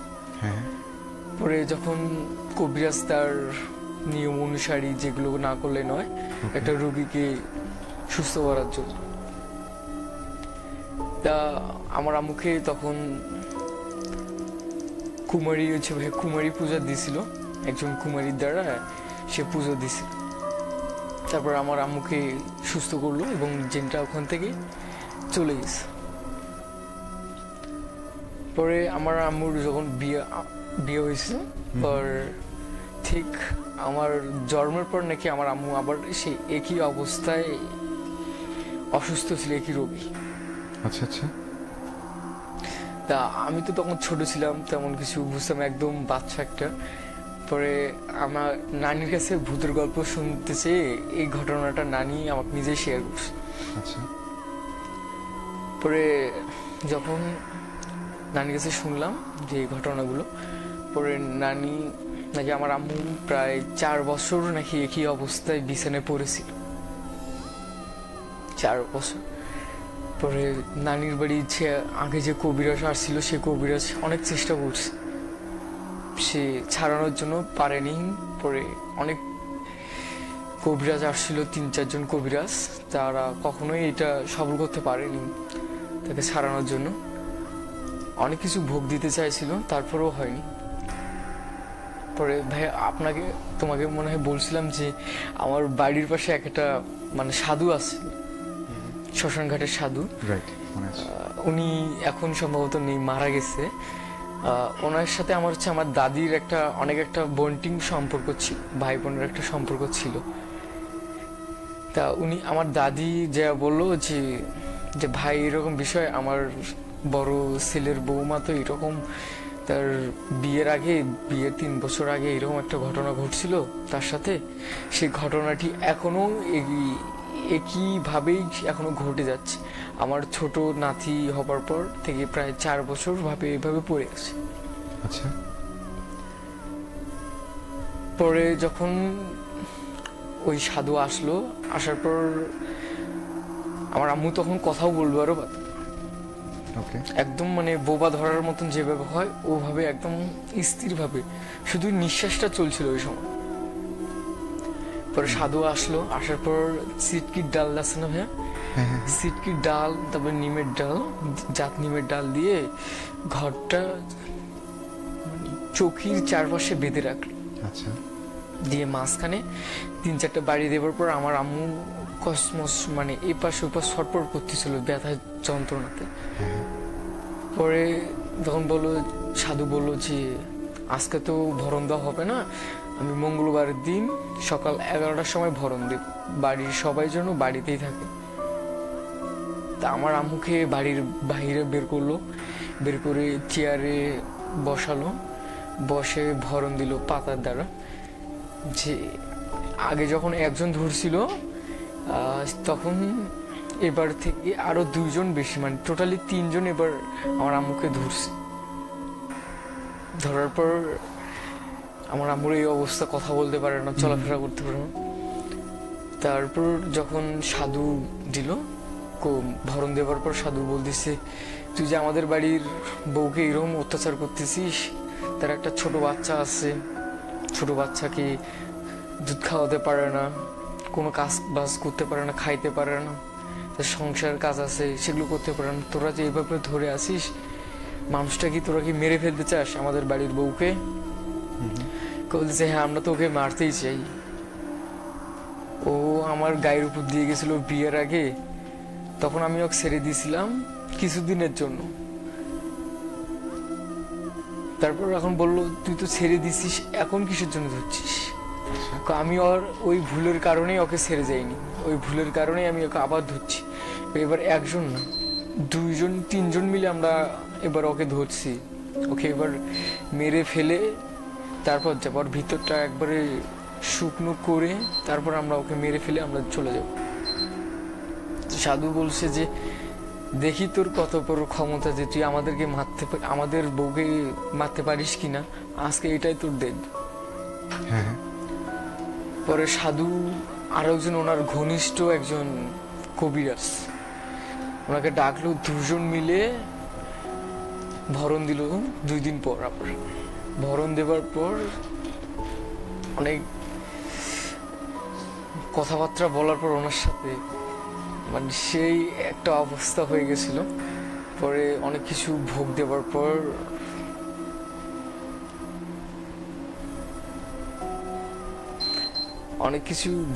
পর মানে ওনারা পাঠা চাইছিল, পাঠা তো দিবে না। পরে অনেক ভোগ, মুড়ি, খই, তারপর খাসি এগুলো দিয়ে ভোগ দেওয়ার পর আমাদের ওখানে ভাই যে ঘাগট নদী একটা আছে, আচ্ছা, ঘাগর নদীর পাশে একটা মানে ছোট একটা ঘাট আছে, ওই ঘাটে ওখানে ভোগ দিতে বলছিল। ওখানে ভোগ দিছে, ওখানে ভোগ দেওয়ার পর দিলে বললো যে তোরা যে এখন চলে যাবি, তোদের প্রমাণটা কি যে তোরা চলে যাবি এখান থেকে? বললো ওর বাড়ির উপরে যে আম গাছটা আসছে, আম গাছটার ডাল 2টা ডাল ভেঙে চালের উপর ফেলে দিয়ে আমরা চলে যাব এখান থেকে, তোরা এখানে আর কখনো আসবি না তো? কয় না, আমরা এখানে আর কখনোই আর আসবো না। কয় যদি কখনো আসিস বা এই বাড়ির আমাদের বাড়ির বউকে যদি কখনো ধরছিস বা ছেলে মেয়েকে ধরছিস, তাহলে তোকে বত্তাই ওখানে বোতলে ভরে রাখে দিব আজীবনের জন্য, বেরোতে পারবি না কখনো। তবে বলছে যে আর কখনো আসবো না এই বাড়িতে। এই বাড়িতে কেন, আগে যে আমরা যেখানে আসছিলাম ওখানেও আর থাকবো, আমাদের নিজস্ব যে ঠিকানা সেই ঠিকানায় আমরা চলে যাব। বা এই ছিল আমার গল্পটি। ওকে, ফাইন। আমরা শুনছিলাম এসকে শাহাদুল, ওর কাছে ওর মার সঙ্গে ঘটে যাওয়া একটি বাস্তব ঘটনা, যেটি এতদিনও সে রিভিল করেনি। অনেকদিন পর সে আমাদের মাঝে ঘটনাটি শেয়ার করলো। আশা করি আপনাদের সকলেরই ভালো লেগেছে। সেই সাথে আমি আপনাদের উদ্দেশ্যে বলতে চাই, যারা এই মুহূর্তে আমাদেরকে শুনছেন এবং দেখছেন, ভূতবেলা রেডিও সারাবেলার ফেসবুক লাইভে দেখতে পাচ্ছেন, এবং ইন দ্য মিন টাইম আমাদের ফ্রিকোয়েন্সি এবং আমাদের অ্যাপ এবং আমাদের ওয়েবসাইটের থ্রুতে আমাদেরকে শুনছেন, তাদের কাছে একটা রিকোয়েস্ট থাকবে যে আপনার সঙ্গে ঘটে যাওয়া অথবা আপনার জীবনে ঘটেছে এমন ঘটনা অথবা আপনার আশেপাশে কার থেকে শোনা আপনার জানা কোনো ঘটনা যদি থেকে থাকে অবশ্যই আমাদেরকে লিখে জানাবেন এই ঘটনাটি, অথবা আপনি চাইলে স্টুডিওতে এসে শেয়ার করতে পারেন। আমাদের স্টুডিওতে এসে যদি ঘটনা শেয়ার করতে চান, এই জন্য আপনি আমাদের যে ফেসবুক লাইভ চলছে এখন, সেখানে কমেন্ট বক্সে লিখতে পারেন যে আপনি স্টুডিওতে আসতে চান, এভাবে লিখতে পারেন। অথবা আপনি যদি চান আপনার ঘটনাটি আমি পড়ে শোনাই, আপনি লিখে পাঠাতে চান, সেক্ষেত্রে আমাদের যে মেইল অ্যাড্রেসটি রয়েছে bhoot.sarabela@gmail.com, which is bhoot.sarabela@gmail.com। এই মেইল অ্যাড্রেসে আপনার ঘটনাটি লিখে পাঠাতে পারেন। এছাড়া আপনি যদি লিখতে অসুবিধা হয়, আপনি চাইলে আপনার ঘটনাটি ফোনে রেকর্ড করে আমাদেরকে মেইল করতে পারেন। সো এখন এই মুহূর্তে আমি দেখতে চাই কে কে আমাদেরকে লাইভ শুনছেন এবং দেখছেন। এর মাঝে দেখতে পাচ্ছি যে ফেসবুক লাইভে কমেন্ট করেছেন এমডি রুবেল, ছিলেন আমাদের সাথে, যে ভাইয়া শুনছি নারায়ণগঞ্জ থেকে, সাথে আছে শেষ পর্যন্ত পিচ্ছি একজন ছিলেন আমাদের সাথে, ওনার নামটি লেখা নেই এজন্য আপনাদেরকে বলতে পারছি না। এরপর শামীম আহমেদ নীরব ছিলেন যে ঠিক আছে ভাইয়া চালিয়ে যান। এরপর এমডি মিল্লাত মন্ডল ছিলেন যে আগের মতো আর জমে না, রিয়েলিটি পায় না গল্পের মাঝে, এরকম একটি কমেন্ট করেছেন মিল্লাত মন্ডল। অবশ্যই আপনার সঙ্গে ঘটে যাওয়া যদি কোনো বাস্তব ঘটনা থাকে অথবা আপনার জানা যদি কোনো ঘটনা থাকে, অবশ্যই আপনি আমাদের স্টুডিওতে এসে শেয়ার করতে পারেন। এমডি মিল্লাত মন্ডল আপনাকে বলছি। এরপর আমাদের সাথে শামীম আহমেদ নীরব ছিলেন যে আমি শুনছি ঢাকা সাভার থেকে শেষ পর্যন্ত থাকবো, অনেক অনেক ভালোবাসা আপনার জন্য। এরপর এমডি রুবেল ছিলেন আমাদের সাথে, লিখেছেন যে আমি গাইবান্ধার ছেলে, সৈয়দপুরে থাকি, এভাবে লিখেছেন। এরপর সাদিয়া সুলতানা সীমা ছিলেন আমাদের সাথে, অনেকদিন পর শুনছি, ভালো লাগছে। এরপর রিমন ছিল আমাদের সাথে। সিদ্দিক লিখেছেন যে ভাইয়া আমি কুমেদপুর থেকে শুনছি, আজ প্রথম লাইভ দেখছি, ভালো লাগছে, চালিয়ে যান। এরপর আব্দুল্লাহ আল আরাফ ছিল আবার আমাদের সাথে। এরপর ডক্টর হায়দার চৌধুরী লিখেছেন যে ভাইয়া আমি বালাসীঘাট গুপ্তমণি থেকে শুনছি। ওকে ফাইন, আমরা আবারও ফিরতে চাই একটি ঘটনায়। এই ঘটনাটি আমাদেরকে লাইভ চলাকালে একজন পাঠিয়েছেন লিখে, তার ঘটনাতে যাচ্ছি। সো এখানে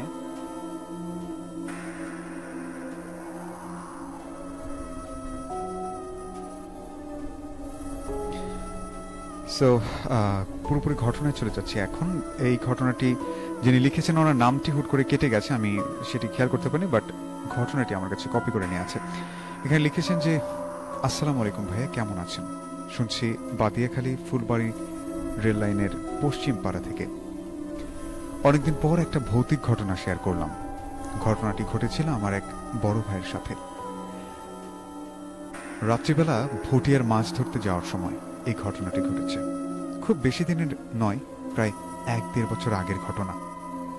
তো ঘটনায় চলে যাচ্ছি। দিনটি ছিল মঙ্গলবারের রাত।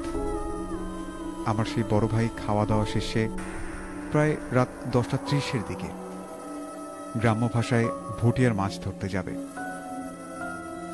যে ছেলেগুলো আমার ভাইয়ের সাথে যাওয়ার কথা, তাদের আসতে একটু দেরিতে হওয়ায় তিনি সবাইকে ছেড়ে একাই মাছ ধরতে যাওয়ার উদ্দেশ্যে বের হলেন। তো বড় ভাই প্রস্তুতি নিচ্ছিল, কিন্তু বলে রাখা ভালো যে উনি একটু ভয়ার্ত টাইপের, খুব অল্পতেই ভয় পান তিনি।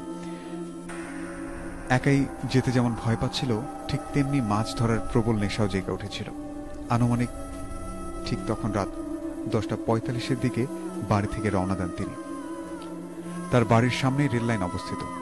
রেল লাইনের পথ ধরে কিছু দূর অতিক্রম করার পর সে লক্ষ্য করল রেল লাইনে কেমন যেন ঠক ঠক আওয়াজ হচ্ছে। মনে হচ্ছে কেউ যেন লোহার উপরে জোরে জোরে আঘাত করছে। তারপর তার সাথে যে ঘটনাটি ঘটেছিল সেটা দেখার জন্য সে একদম প্রস্তুত ছিল না। তারপর তার হাতের টর্চ লাইট সামনে একটু দূরে ধরতেই সে দেখতে পায় যে একটি যুবকের 2 টুকরো লাশ লাইনের পাশে শিলার উপরে লাফাচ্ছে এবং কেমন জানি ভয়ঙ্কর ভাবে গোঙানোর মতো আওয়াজ হচ্ছে। বলছে মা মা এরকম করে। সে দেখতে পেল যে ওই লাশটার কোমর থেকে উপরের অংশ আলাদা, কোমরের নিচের অংশটা ছিল আলাদা একটি জায়গায় শিলার উপরে পড়েছিল। এটা দেখার পর সে সজোরে চিৎকার করে বাড়ির দিকে দৌড় দেয়। তার চিৎকার শুনে বাড়ির লোকজন ঘটনাস্থলে পৌঁছলে সেখানে কোনো কাটা লাশ দেখতে পায় না। তারপরে তাকে বাড়িতে নিয়ে লোহা গরম করে পানি খাওয়ানো হয়। পরের দিন কবিরাজ ডেকে এনে তাবিজ দেওয়া হয় তাকে। 2 দিন পর তার সাথে ঘটে যাওয়া ঘটনার বিবরণ শুনে গ্রামের কয়েকজন বয়স্ক লোক আলোকপাত করেন যে অনেক বছর আগে নাকি যে ফরিদপুরের ওই দিকের একটা লোক, 20-25 বছরের একটা ছেলে বলা যায়, বাসা থেকে রাগ করে ভাইয়ের সাথে ঘটে যাওয়া ঘটনার স্থলের একটু দূরেই রেল লাইনে আত্মহত্যা করেছিল। সেই ছেলেটি আত্মহত্যার সময় 2 টুকরো হয়েছিল। সে অবস্থায় সে 5 মিনিটের মতো বেঁচে ছিল। সে সময় রেল লাইনে কাটা যাওয়ার পরও তার মুখ থেকে মা মা আওয়াজটি বের হচ্ছিল এবং ছেলেটি পানি পানি বলে আওয়াজ করছিল। সে সময় তাকে পানি খাওয়ানো হলে তার শরীরের ভেতর থেকে পানিগুলো গড়িয়ে গড়িয়ে বেরিয়ে যাচ্ছিল। মোট কথা তাকে যেসব পানি খাওয়ানো হচ্ছিল সে সব কাটা অংশ দিয়ে বেরিয়ে যাচ্ছিল। পুরো 5 মিনিটের মতো ছেলেটি কষ্ট সহ্য করার পর মৃত্যুবরণ করে। তো ভাইয়া, এটি ছিল আমার বড় ভাইয়ের সাথে ঘটে যাওয়া একটি ভৌতিক ঘটনা। আশা করি পড়ে শোনাবেন। এখানে আমি বলে রাখি যে এই ধরনের যে ঘটনাগুলো হয় রেল লাইনের আশেপাশে যাদের বাসা, এই ধরনের ঘটনাগুলো খুব সচরাচরই হয়ে থাকে, যেমন যে আত্মহত্যা টাইপের যে ঘটনাগুলো। মোস্ট প্রবাবলি যারা ডিপ্রেস থাকে, ফ্যামিলি প্রবলেম, মূলত ফ্যামিলি প্রবলেম, অশান্তি, এই ধরনের কাজগুলো থেকেই তারা আত্মহত্যার মতো একটা বড় অ্যাটেম্পটে যায়। সো এই ধরনের ঘটনা রেল লাইনের আশেপাশে যারা থাকেন, বসবাস করেন, সচরাচরই আমরা শুনতে পাই যে রেলে কাটা পড়েছে, হাত বিচ্ছিন্ন হয়ে গেছে, পা বিচ্ছিন্ন হয়ে গেছে, অনেকে সমস্ত শরীর বিচ্ছিন্ন হয়ে যায়, এরকম শোনা যায়। তো এরকমই একটি বাস্তব ঘটনা আমাদেরকে লিখে পাঠিয়েছিলেন, আমি এই মুহূর্তে নামটা মনে করতে পারছি না এখানে। সো যে আমাকে পাঠিয়েছিলেন ঘটনাটি আমাদের কমেন্ট বক্সেই আছে। সো তাকে অনেক অনেক ধন্যবাদ এরকম একটি অসাধারণ একটি ঘটনা লিখে পাঠানোর জন্য। সো এখন আমি আবারও ফিরতে চাই আমাদের আরেক জন যে আছে আমাদের সাথে, এস কে শাহাদুল, তার কাছে। সো শাহাদুলের কাছে শুনবো আরেকটি ঘটনা। যোগ করে দেওয়ার জন্য আমি যে গল্পটি বলবো সেটা হচ্ছে আমাদের মাদ্রাসার হুজুরের ছোট ভাইয়ের সাথে। ওনার বড় হুজুর থেকে আমাদের হুজুরের থেকে 2 বছরের ছোট ওনার ছোট ভাই, তা বালুর ব্যবসা করত। তা হচ্ছে হুজুরের বাসা ছিল জামালপুর সানন্দবাড়ির ওখানে। তা বালুর ব্যবসা করতো। তা উনি হচ্ছে ওখানে ভাইয়া ছোট করে একটা ঘর তৈরি করছিল, উপরে টিন দিয়ে একটা রুম তৈরি করছিল যেন একাই থাকতে পারে। তা ওনার একটা বন্ধু ছিল, তা উনি হচ্ছে একটু কবিরাজ টাইপের। তা রাত ভোর মাছ মারে ওখানে। তো একদিন আমাদের হুজুরের ছোট ভাই বললো যে আজকে আমি এখানে থাকবো না, আমার বাসায় একটু সমস্যা হচ্ছে, তুই এখানে থাকিস, তুই তো মাছে মারবি। তখন তো সেভাবে করে বিদ্যুৎ ছিল না। তা ওখানে যে নদীর ঘাটিটা ভাইয়া, সেই নদীর ঘাটিতে বালু নৌকা যখন আসতো, তা বালু ফেলানোর পর নৌকা যখন ঘুরাবে সেই নৌকাগুলোকে আর পাওয়া যেত না। তা আমি যখন হুজুরের কাছে শুনলাম যে হুজুর নৌকাগুলো পাওয়া যেত না, পাওয়া যায় না, কি বলেন আপনি এগুলো?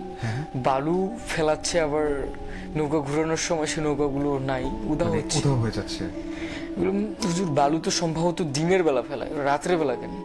আমাদের ওখানে রাত্রে বেলায় বালু ফেলায়, সারা রাত কাজ করে দিনের বেলা ঘুমায়। আচ্ছা ঠিক আছে। তা আমি বললাম যে নৌকাগুলো যে উধাও হয়ে যায়, এইটার রহস্য কি আপনি জানেন বা কখনো শুনছেন এরকম কিছু? হ্যাঁ, এটা তো শুনছি যে ওখানে একটা বিশাল আকারের নাকি এত বড় বড় দাড়ি, বিশাল আকারের দাড়ি, মানে ওনার এক একটা পা যেন প্রায় গাছের থেকেও অনেক লম্বা ওনার এক একটা পা। ওনার বসত নাকি ওই পানির ভিতরে ওনার বসত। তো ওই সাইড দিয়ে যখনই কোনো নৌকা ওখানে ঘোরায়, সেই নৌকাকে উনি পাড়া দিয়েই একবারে ওখানে তলে নিয়ে যায়। তো একদিন হচ্ছে আমার হুজুরের ছোট ভাইয়ের বন্ধু, তা উনি একদিন নৌকাতে আসছিল, আসে ওখানে নামে মাছ মারতেছে। মাছ মারার সাথে সঙ্গে সঙ্গে দেখে যে নৌকাটা ওখানে নাই। ওই কি অবস্থা একটা হয়ে গেছিল। পরে ভাবলো যে আজকে না, এটার ব্যবস্থা অন্য কোনো একদিন হবে। তা ওই লোকটি, যে লোকটার কথা বলছিলাম যে অতৃপ্ত আত্মা একটা, তা ওই লোকটি সবাইকে ভয় দেখাতো। ওখানে সামনে এখানে একটা পা দিয়ে রাখতো, ওই মাথায় একটা পা দিয়ে রাখতো, বিশাল বিশাল পা। পরে ওইটা সবাই ভয় করতো ওনাকে দেখে। দেখার পর গ্রামের গঞ্জের মানুষ কথাবার্তা বলতো যে কি হয়েছে না হয়েছে, এগুলো নিয়ে কথাবার্তা বলতো। পরে হচ্ছে হুজুরের ভাইয়ের বন্ধু, তা উনি বললো আজকে এটার বিহেতে একটা করতেই হবে। তা যখনই ওই লোকটা অর্থিত আত্মাটা ওখানে নৌকা আরেকবার ডোবাতে যাচ্ছে, তখন ওকে একটা মন্ত্র পরে ওকে আটকে দিচ্ছে। তা আটকে দেওয়ার পর বলতেছে, কি রে তুই নৌকাগুলো ওখানে কি করিস? এইটা আমার জায়গা, আমার জায়গায় মানুষ, আমি কাউকে বালু ফেলাতে দিব না। এখানে যতগুলো নৌকা আসবে সবগুলোকে আমি এখানে তলে রাখি দিব। পরে ওর সাথে অনেক কিছু ঘটনা, অনেক কিছু করার পর তার সাথে মোকাবেলা করার পর সুরা, তারপর ওখানেই সঙ্গে সঙ্গে সবকিছু করতো, ওখানে মানে খুব ঝাড়ফুঁক করতো, করার পর দেওয়ার পর ওকে বোতলে বন্দি করছিল ভাইয়া। হ্যাঁ, ওখান থেকে না যাওয়ার কারণে 3বার বলছিল যায়নি। ওকে বোতলে বন্দি করার পর যখন বোতলে বন্দি করলো, বললো আজকের মতন আমাকে ছেড়ে দে, আমি আর এখানে কখনোই থাকবো না, আজকের মতন আমাকে ছেড়ে দে এখানে, ঠিক আছে। পরে বললো না তোকে আর কখনোই ছাড়বো না, ঠিক আছে, তো বোতলেই বন্দি থাকবি তুই এখন। পরে যখন ওকে বন্দি করলো, বন্দি করার পর একজন ডুবারুকে, ওরা ডুবারু বলতে ভুল হবে, মানে প্রচুর পরিমাণ নিঃশ্বাস যে নিতে পারে পানির তলে, তাকে ওখানে নামে দিছে। দেখি বিশাল অনেকগুলো নৌকা ওখানে তলানো আছে। আচ্ছা, নৌকার উপর নৌকা দিয়ে ভরা, কিন্তু ওখানে নৌকাগুলো অবস্থা মানে একদম বিশ্রী হয়ে গেছিল। সেই নৌকাগুলো অনেক আগ থেকে সেই নৌকাগুলো নাকি ওখানে তলিয়ে আসে।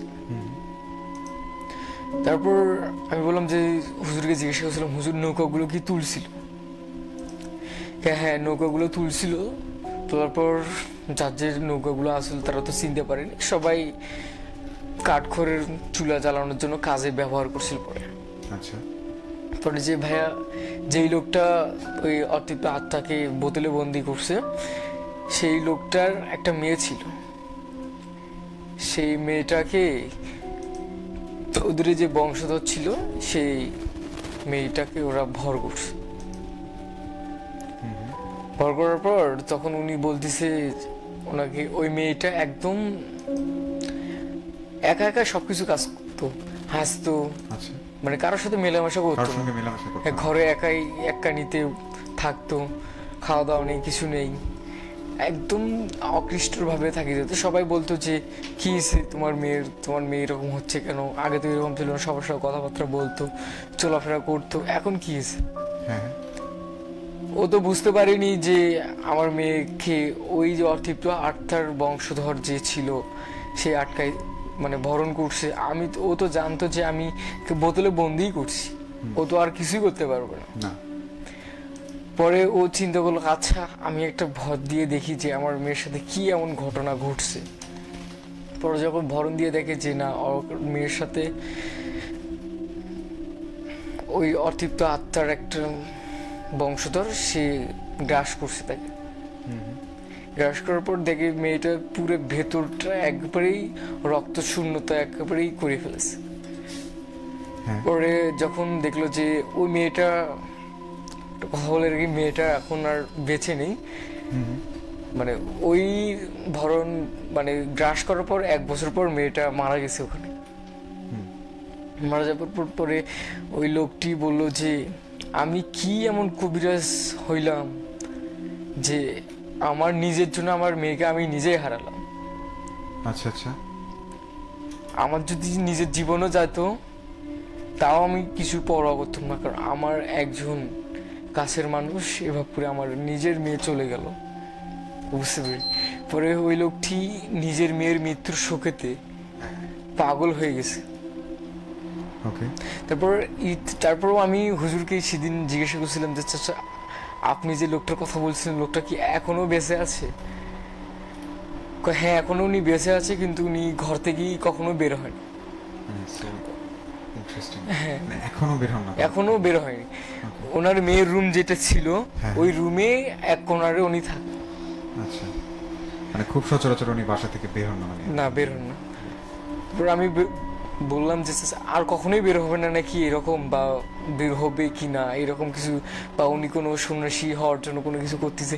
কয় না, উনি তো পাগল হয়ে গেছে, উনি আর কিসের জন্য সন্ন্যাসী হবে বা কিসের জন্য আর বের হবে? উনি ওই রকমই, আর কোনো সন্ন্যাসী হওয়ার ওনার কিছুই নেই। উনি ওনার মেয়েকে হারিয়ে একবারেই নিঃস্ব হয়ে গেছে। আচ্ছা, তো বললাম আচ্ছা ঠিক আছে কি। আর পরে ওনাকে বললাম যে চাচা বললো যে এটাই ছিল ওনার কাছে গল্প বলা শোনার। তারপর আমি যেটা শুনলাম সেটুকুই বলার চেষ্টা করছি। ধন্যবাদ ভাই। ওকে, থ্যাংক ইউ সো মাচ। আমরা শুনছিলাম শাহাদুলের কাছে ওর সংগ্রহ করা একটি ঘটনা, এবং সেই সাথে আমরা এতক্ষণ আমি স্ক্রল করছিলাম এবং দেখছিলাম যে কে কে আমাদের সাথে আছেন। আমাদের সাথে মিল্লাত মণ্ডল ছিলেন, শামীম আহমেদ নীরব ছিল, সেই সাথে আরও অনেকেই ছিলেন, সিদ্দিক, তারপর ডক্টর হায়দার চৌধুরী লিখেছেন আমি বালাসিঘাট গুপ্তমণি থেকে শুনছি। ইনি আরেকটি কমেন্ট করেছেন যে ভাই ইউটিউবে কি ভূতের গল্পগুলো আপলোড করেন কিনা। এখন আমরা সেটি করিনি, আমরা খুব রিসেন্টলি হয়তোবা সেই ইউটিউবেও যাব লাইভে, বাট খুব সময় সাপেক্ষ ব্যাপার এটা। এরপর এমডি মুন্না লিখেছেন যে আসসালামু আলাইকুম, কেমন আছেন? আচ্ছা, আমি জায়গাটির নাম উচ্চারণ করতে পারছি না, যে উনি শুনছেন কালীবাজার না এরকম কি যেন লিখেছেন। যাই হোক, অনেক ভালো হচ্ছে, চালিয়ে যান, সাথে আছি শেষ পর্যন্ত। এরপর ডক্টর হায়দার চৌধুরী লিখেছেন যে ভাই আমার কাছে ঘটে যাওয়া একটি ঘটনা আছে, আমি বালাসিঘাট গুপ্তমণি চর থেকে শুনছি। ওকে ফাইন, আপনার সঙ্গে যোগাযোগ করা হবে। এরপর আরাফাত আপন ছিলেন, লিখেছেন যে উনি আমাদের সাথে ছিলেন। আমরা সকলের উদ্দেশ্যে বলতে চাই যে এই ভূতবেলার প্রোগ্রামটি সম্পূর্ণ স্টোরি নির্ভর, বাস্তব ঘটনা নির্ভর। সো যারা ঘটনা পাঠাতে চান এবং আমাদের স্টুডিওতে আসতে চান, অবশ্যই আমাদেরকে কমেন্ট বক্সে জানাবেন। এবং ভালো স্টোরি যদি থাকে এবং অথচ দেখা যায় যে আপনারা স্টুডিওতে আসতে পারছেন না অথবা দূর থেকে শুনছেন এবং আপনার আসা যাওয়াতে প্রবলেম, তো সেক্ষেত্রে আপনি চাইলে আপনার ঘটনাটি আমাদেরকে লিখে পাঠাতে পারেন। এছাড়া আপনি চাইলে ফোনে রেকর্ড করে অডিও ক্লিপটি আমাদেরকে পাঠিয়ে দিতে পারেন এভাবেই। আর আরেকটি কথা যেটি হচ্ছে যে এই ধরনের যে ঘটনাগুলো, ভৌতিক ঘটনাগুলো আমাদের প্রত্যেকের সাথে হয়তোবা কারো না কারো সাথে ছোটখাটো একটা ঘটনা হয়ে থাকে। যেমন আমার সঙ্গে গত কয়েক বছর আগে ঘটেছিল যে একটা বৃষ্টি পড়ছিল, সে সময় বাসা থেকে বেরিয়েছি, রেডিওতেই আসছিলাম, তখন রাত 9:30 কি এরকম, 9টার আশেপাশে আর কি। তো বৃষ্টি পড়ছে, আমি দেখতে পাচ্ছি যে আমাদের যে রাস্তার বাঁ পাশে একটা পাথর ছিল, সে সময় বর্ষাকালই ছিল বলা যায়। তো তখনই দেখতে পাচ্ছিলাম যে জমির মধ্যে থেকে একটা দুইটা আলো মানে উঠে এক জায়গা থেকে আরেক জায়গায় ছুটে গেল। তো আমি হুট করে ভেবেছিলাম হয়তোবা কেউ মশাল জ্বালিয়ে মাছ ধরতে যাচ্ছে বা এরকম কিছু। তো হুট করে তখনই আমি ভেবেছি যে এত দ্রুত আবার মানুষ যেতে পারে নাকি। তো যার ফলে তো আমি সেই মুহূর্তে তেমন কিছু ভাবিনি, কিন্তু আমি যখন রেডিও থেকে নিউজ পড়ে যখন আবার বাসায় গেলাম, বাসায় ফেরার পর আমি একটা বিষয় মানে কল্পনা করলাম যে এভাবে তো সম্ভব নয়। আর এই যে বৃষ্টি পড়ছে এই সময় তো মশাল জ্বালিয়ে মাছ ধরবে কিভাবে মানুষজন। আর আরও একটি চিন্তা আমার মাথায় এসেছিল যে ওই পাথরের ওপাশে একটা মানে রাস্তা ছিল, যে আমি যখন আসছিলাম ঠিক সেই মুহূর্তে আমি ভেবেছিলাম যে কোনো ছোট বাচ্চা হয়তো বা মশাল জ্বালিয়ে হয়তো বা মশাল নিয়ে খেলা করছে। তো আমি যখন বাসায় ফিরলাম, ফেরার পর যখন এই কথাগুলো মানে ঘুরিয়ে পেঁচিয়ে ভাবছিলাম, তো তখন মনে হলো যে যদি সায়েন্টিফিক্যালি এটার ব্যাখ্যা দিতে যাই, যে অনেকেই বলবে যে এটা মানে মাটি থেকে গ্যাস উঠে যে আগুনের গোলা তৈরি হয় একটা, তো এটা বলতে পারেন। কিন্তু সেখানে আমি সায়েন্সকে অবশ্যই আমি এটা আমার সঙ্গে বাস্তবে ঘটেছে, সো এটাকে আমি আমার যুক্তি দিয়ে অবশ্যই বলবো যে এটা কখনো সায়েন্স এটার ব্যাখ্যা দিতে পারবে না যে এই বৃষ্টির মধ্যেও গ্যাস উঠে আগুন ধরে গেছে। সো সেখানে আমার ধারণা ছিল যে এটা হবে হয়তো বা কোনো অলৌকিক একটা বিষয়। সো বৃষ্টির মধ্যে যদি গ্যাসও ওঠে তো আগুন লাগার কথা না, কারণ আমরা জানি যে কার্বন ডাই অক্সাইড এবং হচ্ছে বায়ুর সংস্পর্শে আসার ফলে যে একটা অক্সিজেনের সঙ্গে বিক্রিয়া করে একটা আগুনের গোলা তৈরি হয় মাটি থেকে ওঠা যে গ্যাসটি। তো সে সময় তো বৃষ্টি পড়ছিল, তো গ্যাসটা না হয়ে উঠলো, কিন্তু বৃষ্টির মধ্যে আগুনটা জ্বলবে কিভাবে? আর সে আগুনটা এক জায়গা থেকে অন্য জায়গায় ছুটে যাবেই বা কিভাবে? সো প্রশ্ন ছুড়ে দিলাম আপনাদের কাছে, আপনারা বলুন এটা কি হতে পারে এবং আপনাদের ভাষায় এটা কি। সো কিছু না কিছু অলৌকিক ঘটনা আমাদের চারপাশে ঘটতেই থাকে। সো আপনারা আশেপাশে একটু খোঁজ করলেই দেখতে পাবেন যে আপনার চাচা, মামা, দাদু, আশেপাশের কোনো লোকজনের সঙ্গে হয়তো এরকম ছোটোখাটো ঘটনা ঘটে গেছে। সো আপনি চাইলে তাদের থেকে সংগ্রহ করে আমাদেরকে লিখে জানাতে পারেন, অথবা তাদের অ্যাড্রেস আমাদেরকে দিতে পারেন। আমরা তাদের সঙ্গে কন্ট্যাক্ট করে আমাদের ভূতবেলায় গেস্ট হিসেবে এনে সকল শ্রোতাদেরকে তাদের বাস্তব ঘটনাটি শেয়ার করার সুযোগ করে দিতে পারি। সো আপনারা দেখছিলেন এবং শুনছিলেন রেডিও সারাবেলার নিয়মিত অনুষ্ঠান, যেটি প্রতি বৃহস্পতিবার রাত 9:05 থেকে শুরু হয়ে রাত 11টা পর্যন্ত চলে। সেটি হচ্ছে ভৌতিক ঘটনা অবলম্বনে অনুষ্ঠান ভূতবেলা। সো ভূতবেলা নিয়ে আবারও আগামী সপ্তাহে ঠিক বৃহস্পতিবার রাত 9:05 আপনাদের মাঝে রাতুল আমি হাজির হব। সো সে পর্যন্তই সকলকে ধন্যবাদ জানিয়ে আজকের মতো এখানে বিদায় নিতে চাচ্ছি। এবং আরও একবার প্লিজ প্লিজ প্লিজ আপনাদের কাছে রিকোয়েস্ট করছি, আপনাদের সঙ্গে ঘটে যাওয়া অথবা আপনার শোনা যদি কোনো ঘটনা থাকে অবশ্যই আমাদেরকে লিখে পাঠাবেন, অথবা আমাদেরকে কমেন্ট বক্সে লিখবেন যে এভাবে যে আপনার ঘটনা আছে আপনি শেয়ার করতে চান। এভাবে লিখলে আমরা আপনার সঙ্গে যোগাযোগ করে কোনো একদিন আপনাকে স্টুডিওতে আনবো। সো সে পর্যন্ত ভালো থাকবেন, সুস্থ থাকবেন। আবারও আগামী সপ্তাহে ভূতবেলার সাথে নিয়ে আপনাদের মাঝে হাজির হব। শুভ বিদায়।